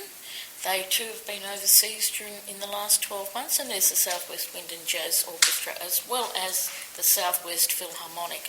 So, let's not confine ourselves to believing that there's just 4, but there are quite a few others in the community which all adds to our cultural tapestry. But once again, they're the sort of people who match their passion with getting out there and build capacity within the community to support themselves. And I think that's the message that's coming through loud and clear during these recommendations, that council will assist where they can, but it's simply unsustainable to say yes to everything that comes along. Thank you, Councillor Jones. Further speaker against? Councillor McGuinness. Thank you, Mr Mayor. Look, I urge you to not support this motion as it stands, and I would support an alternate motion as well. I agree with Councillor Jones. What Councillor Jones is saying is that there are other groups and that we can't just fund all of their operational expenditure. I think the difference here is this doesn't fit the mould because we're talking about a festival in 3 years' time. We're not talking about their operational expenditure all the time. We're talking about what their work... Mr Mayor, yes, the motion does not say that. Doesn't say supporting a festival.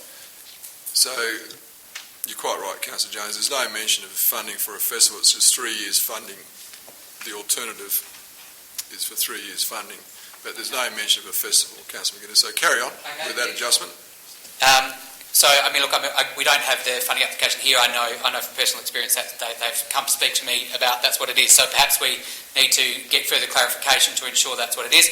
I think Councillor Cook has quite aptly showed how they do put their hands in their pocket and they raise a huge amount of money. And I absolutely can attest to the amazing job that they did in the festival here and the hundreds of people that came into our city and potentially thousands that saw them over the weekend.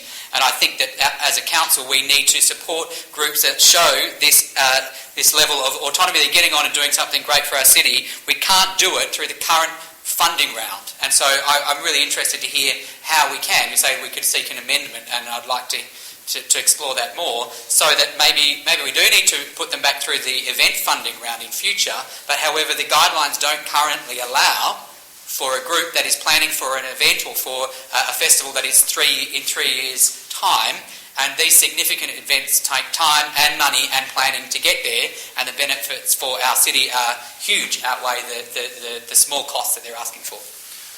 Further speaker 4. Question, Mr. Mayor. Question, Councillor Warren. Doesn't the events funding allow for that if the events committee then moves to refer it back to council for a 3-year funding? It would be able to do that, surely. Councillor, Mr. CEO, do you know the answer to that, or one of your directors? Mr. Mayor, I think we're discussing 2 different funding streams here. One is our community funding program, and the other funding is obviously through our events funding, which is managed, I suppose, coordinated through the Bunbury Events Coordination Group, where there is funding available through that stream. Thank you. Speaker 4. Just a question to clarify on that. Sorry. Question to clarify, please. Sorry. So my understanding, and following up from Councillor Warnock, is that the funding for events is on an annual basis. So the budget is set. They can't apply for 3-year funding because we don't have a budget under the Events Coordination Group. We have annual funding, and we only know what we have 1 year at a time. So I'm quite happy to say, Sorry, what we're talking about... Councillor McGuinness, what's your question? My question is, does this not need to come out of operational funding to be able to get them approval for 3 years? I think, it was answered. I think Ms Addison-Brown wants to add to the awareness raising in the room. Thank you. Go ahead. Through the Mayor, the event funding does allow for the 1 year ahead. The Event Coordination Group can refer things outside the guidelines back to Council for a separate decision, as we have done with other iconic event proposals and other things. So it is possible with Council's endorsement, but not through the current guidelines of the grant rounds. Okay, so is there a further speaker 4? Councillor Kelly? Yeah, thanks. I'll put it all in favour, please indicate. Those against? That's carried. Thank you very much. Number 13. Mover, Councillor Kelly. Seconder, Councillor Giles. Any debate on this one, councillors? I'll put it all in favour. It's carried unanimously. Thank you. Number 14. Mover, please. Councillor Jones. Seconder. Councillor Giles. Councillor Jones. Well, I guess it's a ditto, really, Mr. Mayor. I understand that, and I've been to Stedfords in the past, and they're absolutely brilliant. You know, I went to the opening of one and heard some Glenn Miller on the piano, and I popped my head over the top of the piano to see a 14-year-old playing Glenn Miller, which was quite astounding. But fast forward, and that guy is now playing jazz at the Lincoln Centre in New York, and James Morrison calls him Mr. Jazz. I can't think of a greater accolade. So we do value the Eisteddfod, we really do. But I think what needs to happen is that it goes to the events grants funding round for consideration. Councillor Giles? Thank you, Mr. Mayor. I think it's all pretty much been said in previous items, so I will just endorse what Councillor Jones has said. Thank you. Speaker against, Councillor Cook. Thank you, Mr. Mayor. I'm not coming across very negative tonight, but we should understand that most of these items were my request in the original. Councillors, I urge you once again to vote against this executive recommendation, and I offer an alternate motion which would read: Council fund the Bunbury WA Performing Arts Eisteddfod to the tune of $40,000 in the 2016-17 budget, and negotiate a long-term memorandum of understanding to ensure the ongoing success of this annual event. Speaking against the motion, Mr Mayor, the Stedford does not fit the mould for event funding. Last year the event, which runs for 21 days and has done so for 57 years, had a small surplus of $981. But this was only achieved after a City of Bunbury contribution of $37,814. If no money is allocated, or rumour I've heard 20,000, I fear the event will go under and Bunbury will stop nurturing and providing young and emerging talent the opportunity to perform in public. The Stedford last year contributed about $76,000 to Rec's income. My guess is that the event this year will receive a bill from Rec in the order of $85,000. And as has been mentioned by the Stedford President, there was 11 of our finalists from the Greater Bunbury region have gone to the WA Performing Arts Centre, which is just a magnificent camp. This talent cannot be left to wither and die in Bunbury. Please allow them to sprout their wings and fly. Thank you, Mr Mayor. Gee, I could almost hear music playing then, Councillor Cook. Speaker Speaker 4. Mr Mayor, could I just ask through you if the directors can let me know whether any advice has been given to the Stedford on alternative funding or what other alternative funding they do get? Thank you. Mr CEO. Thank you. Mr Cowell. Through you, Mr Mayor, I believe that staff have met with the Stedford Organising Committee and provided some advice on alternative streams of funding to them. And, you know, we'll continue providing that assistance where possible that we can. Thank you. Speaker 4. Councillor Jones, Mr Mayor, just wondering if it would be possible to speak against the motion. I know that's out of order, but I'm asking if that might be possible. Well, I'll speak for it, and that'll make it easy for you. Well, let's see, here we go. Councillors, this is straightforward. It's not saying no, it's not gloom and doom as painted by Councillor Cook. We're not saying no, we're saying send it to grants, get it off our line item budget, into the grants area for consideration, which is one of the reasons why we set up the grants funding in the first place. So all these matters can be dealt with by our committees, and in that case with the grants group, the community grants group, their recommendations are submitted to the CEO, who have delegated authority to approve or not approve, and it says it coming back here. So it's not the end of a Stedford funding from the City of Bunbury, it's simply saying here's the alternative way of getting funding from us. Councillor Hayward, you wish to speak against. Thanks, Mr Mayor. I know I've moved a lot of the motions already tonight saying that what we should do is to get these line items out, and I agree with that in principle completely. Just with this particular one, I just think to go from $40,000 to potentially having no security for them into the future after tonight, yes, they can apply and they may well be successful and that might be fine, but they're not going to know that for a period of time either.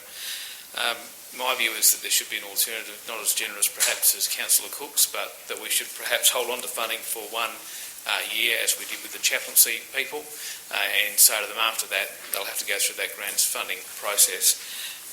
It is a phenomenally successful program. It brings a lot of people to Bunbury. I think it is an important part of the lifeblood of our community. It's been said already how much it's contributing to the lives of young people and the opportunities that it provides. And I guess I don't want us to send the wrong message to people who've taken the time as well to come along and lobby us and say, hey, look, there might be a different way. Ultimately, it does have to come off. My suggestion would be that perhaps we could give them 1 more year and then look at doing something different. Thank you. Speaker 4. Councillor Morris. Yes. I speak in favour of going to the Grants Commission. That's fine. To help kickstart. I noticed that on recommendation 17, I get a feeling that's going to pass with the $75,000 of the discretionary funds going back in the community funds. I still have $4,900 left of my discretionary funds, so I'd like to just throw that into the Stedford right now to help out. You better hurry.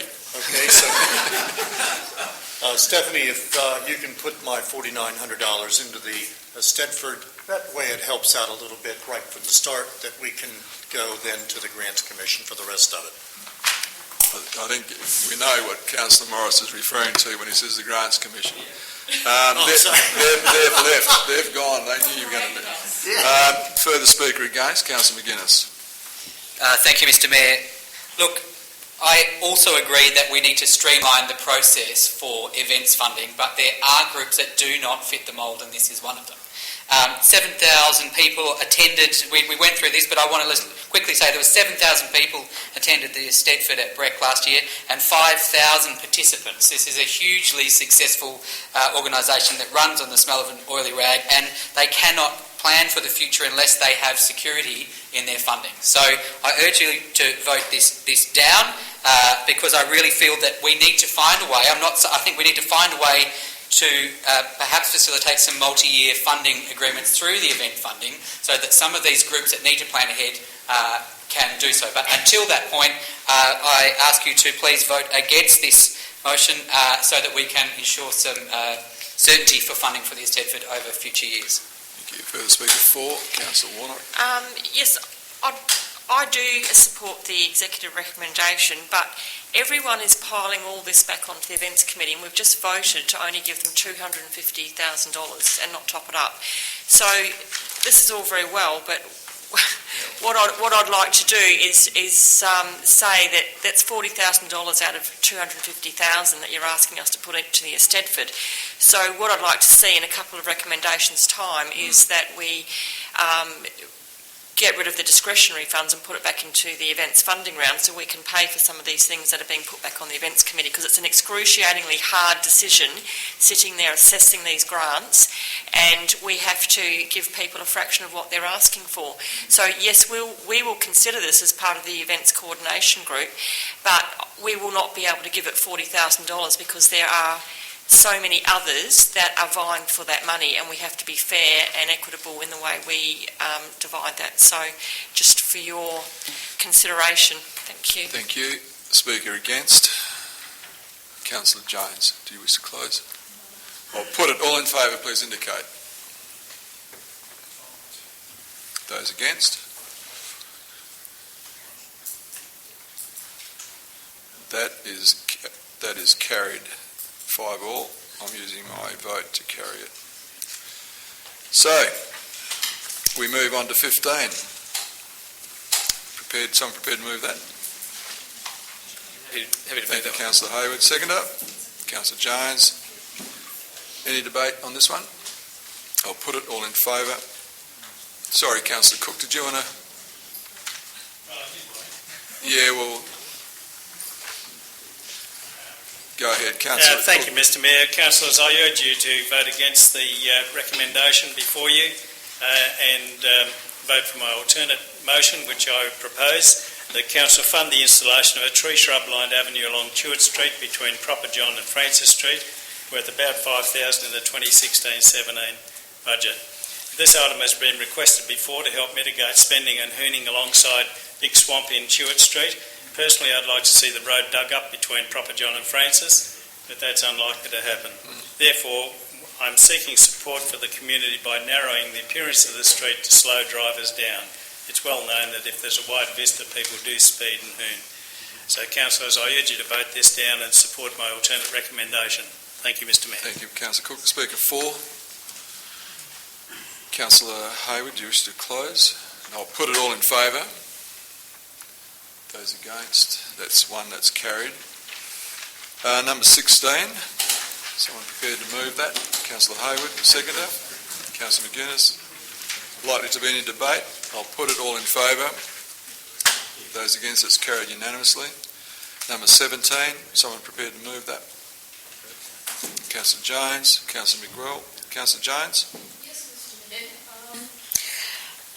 The history of this is that when we were operating under wards, each of the wards was given an amount of $15,000 to deal with any issues that were regarded as important and had to be addressed immediately.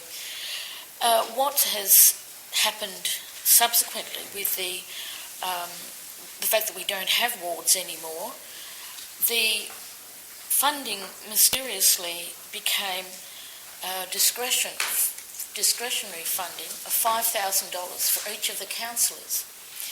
Now, there seemed to be little discipline on how the money was spent initially, and then more recently, I think it's been one of those funds where it became the province of friends and favourites, I'm afraid, and in fact a matter of inquiry from the Department of Local Government, so that it isn't the province of individual councillors and their favourites. I think the most beneficial way to deal with this is for it to go back to be reallocated to community grants. I think that will go a long way to overcome this matter of the same people approaching the same councillors with the same requests and in fact some demands on the discretionary funding. It'll be a much fairer way of dealing with the $75,000. So I hope everyone agrees and votes accordingly. Thank you. Councillor McGill, as seconder, are you asking a question? No. No. Do you wish to speak? Been reading my notes, obviously. Well, she thinks like a young person. No, that's basically very much what I was going to say, and just the fact that it becomes an accountability thing. It's back to the city where we'd have people approaching us and say, "Oh, well, you're involved with this organisation or that organisation, so you should be helping funding them." We can say, "Well, you can go speak to the community grants, or you can go speak to our officers, and they can help you out in their support." It doesn't come back to individual councillors, maybe, who are looking after their own interests in that way. It's completely out of our control, and we'll leave it to our very capable officers to work that out. So I urge the councillors to support this. Speaker against? I would like to move an alternate recommendation that $25,000 is given to community grants and $50,000 to the events funding. I'll just get that up. Instead of the $75,000 being given to community grants, you're suggesting 25 to community grants and 50,000 to event funding. Yes, Mr. Mayor. I'll just ask the mover and the second if they're agreeable to that. I would agree to that, Mr. Okay. Councillor McGraw? Okay, so we'll incorporate that anyway, Councillor Warner. Is there a speaker against Councillor Cook? Thank you, Mr. Mayor. I hope that I'd be the last one to be accused of pork barrelling. I do understand the motivation behind this this request. However, I'd like to vote. I will be voting against it. I'd be happy to see the amount reduced. The mayor down to $10,000 and each councillor down to $3,000 per annum. The fact is that we do have a policy that covers this, and we do have public reporting. Every penny we spend goes on the public record, and the public are quite entitled to have a look at it. So, councillors, I'd urge you to support me in voting this down. I mean, there are just so many things out there in the real world that do not comply to these funding requests. It doesn't matter whether it's a community grant or an events committee at all. So, councillors, I will be voting against this and hope you'll join me. Thank you. Thank you, Councillor Cook. Speaker 4, Councillor Warnock. Thanks, Mr. Mayor. I am really uncomfortable with councillors having discretionary funds that are not accountable by way of the assessment process. Wellbear has already indicated to the city that it is not good governance to be giving out money in this way, and many people don't even know that councillors do have discretionary funding.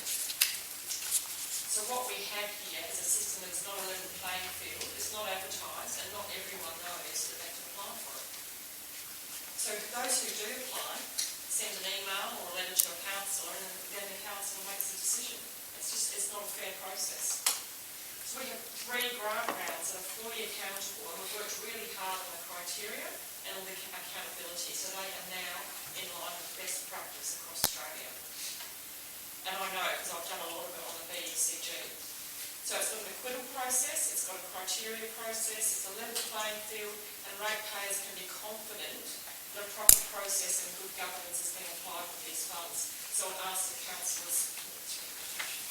Speaker against, Councillor Kelly. I'm going to speak against this, and I'll also flag an alternative recommendation if it's not, if it doesn't get up. That is, the council agrees to reduce the budget of the councillor discretionary fund to $37,500. That's by 50%, with funding to be returned to the budget. Now, Mr. Mayor, I know and I appreciate the comments that have been made around the table. Firstly, I don't believe that any of the councillors here would be undisciplined about the way that they're providing discretionary funding in the small amounts that are doled out as they go about assisting small funding, small group funding that will often not be covered by other areas of funding. $250 for a frog pond at the Maidens Park Primary School is a good investment. I don't think that they're going to go to the events funding or other funding for that. They may be able to apply for other areas, but I think that it's an excellent situation where those small grants can be provided to areas that would otherwise fall through the cracks. We did have a policy. We got a policy developed for this particular purpose to make it accountable and to make sure that we were disciplined, and it comes back to the council every 2 months, I believe it is. It comes back, and I haven't heard anybody say here, well, the $250 that went to the frog pond at Maidens Park was an illegitimate use of funding from council discretionary funds. Having said that, I also believe that in the spirit of tightening up our budget, that we don't need to have $5,000 per annum.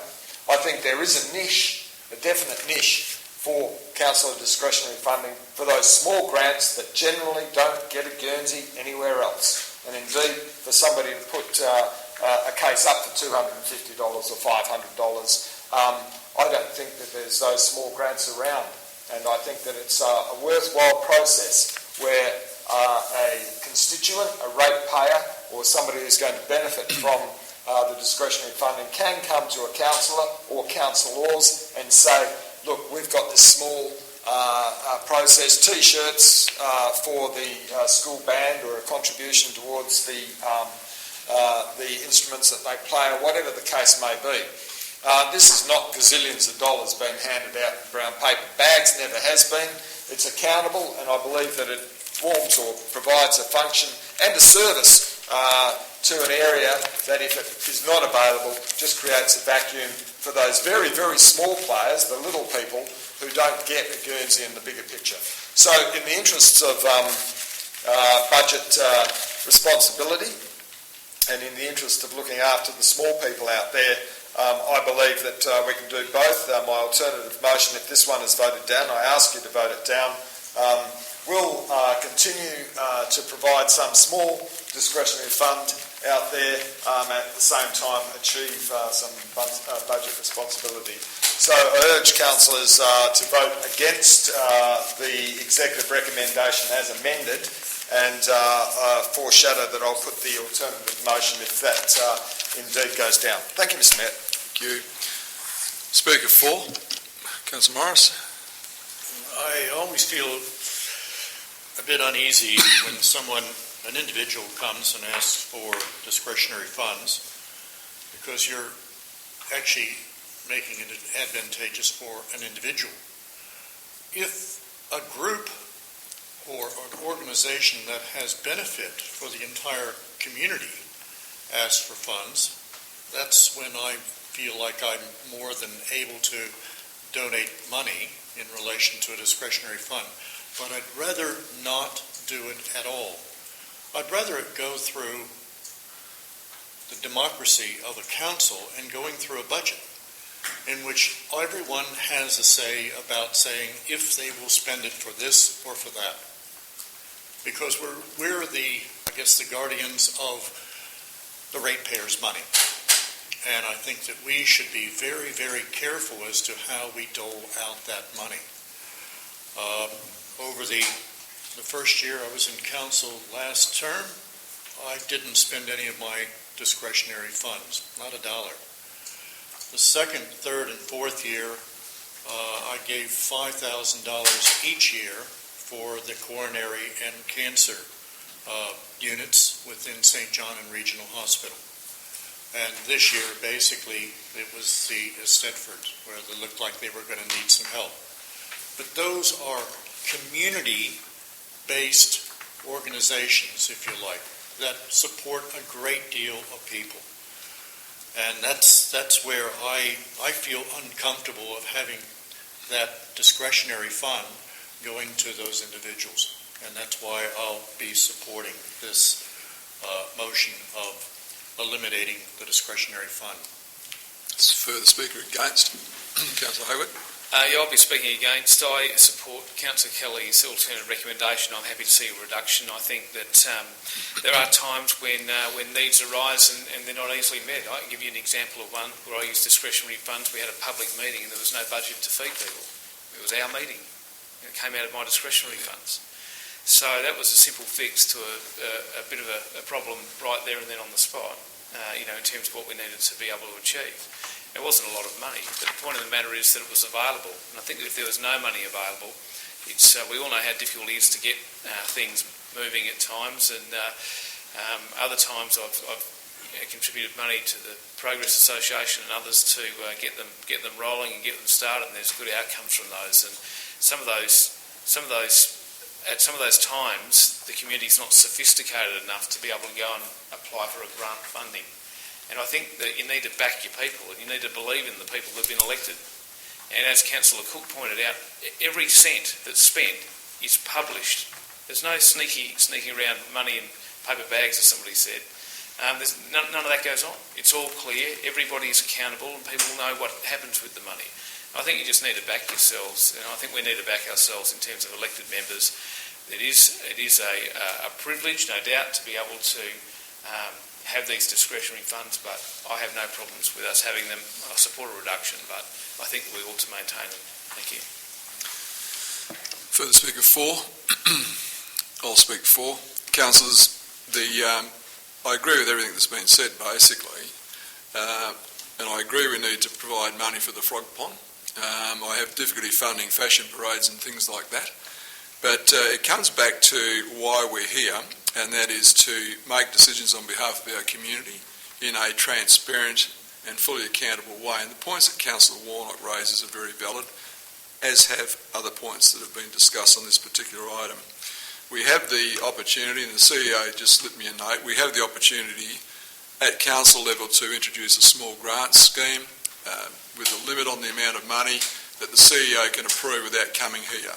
And that would be an accountable, transparent process which would cover the frog pond. I think frog pond's going to be the headlines of next week's South Western Times, Councillor Kelly. Seriously though, it is time that we did away with this, and it will help fund some of the things we've agreed to tonight. And I think that's the responsible way to go.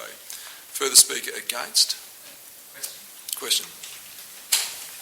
My question is it possible to formalise that small grants round? Because I think that's great to hear that happening. I would hate to see that the frog pond doesn't get a look in, and maybe the fashion parade as well.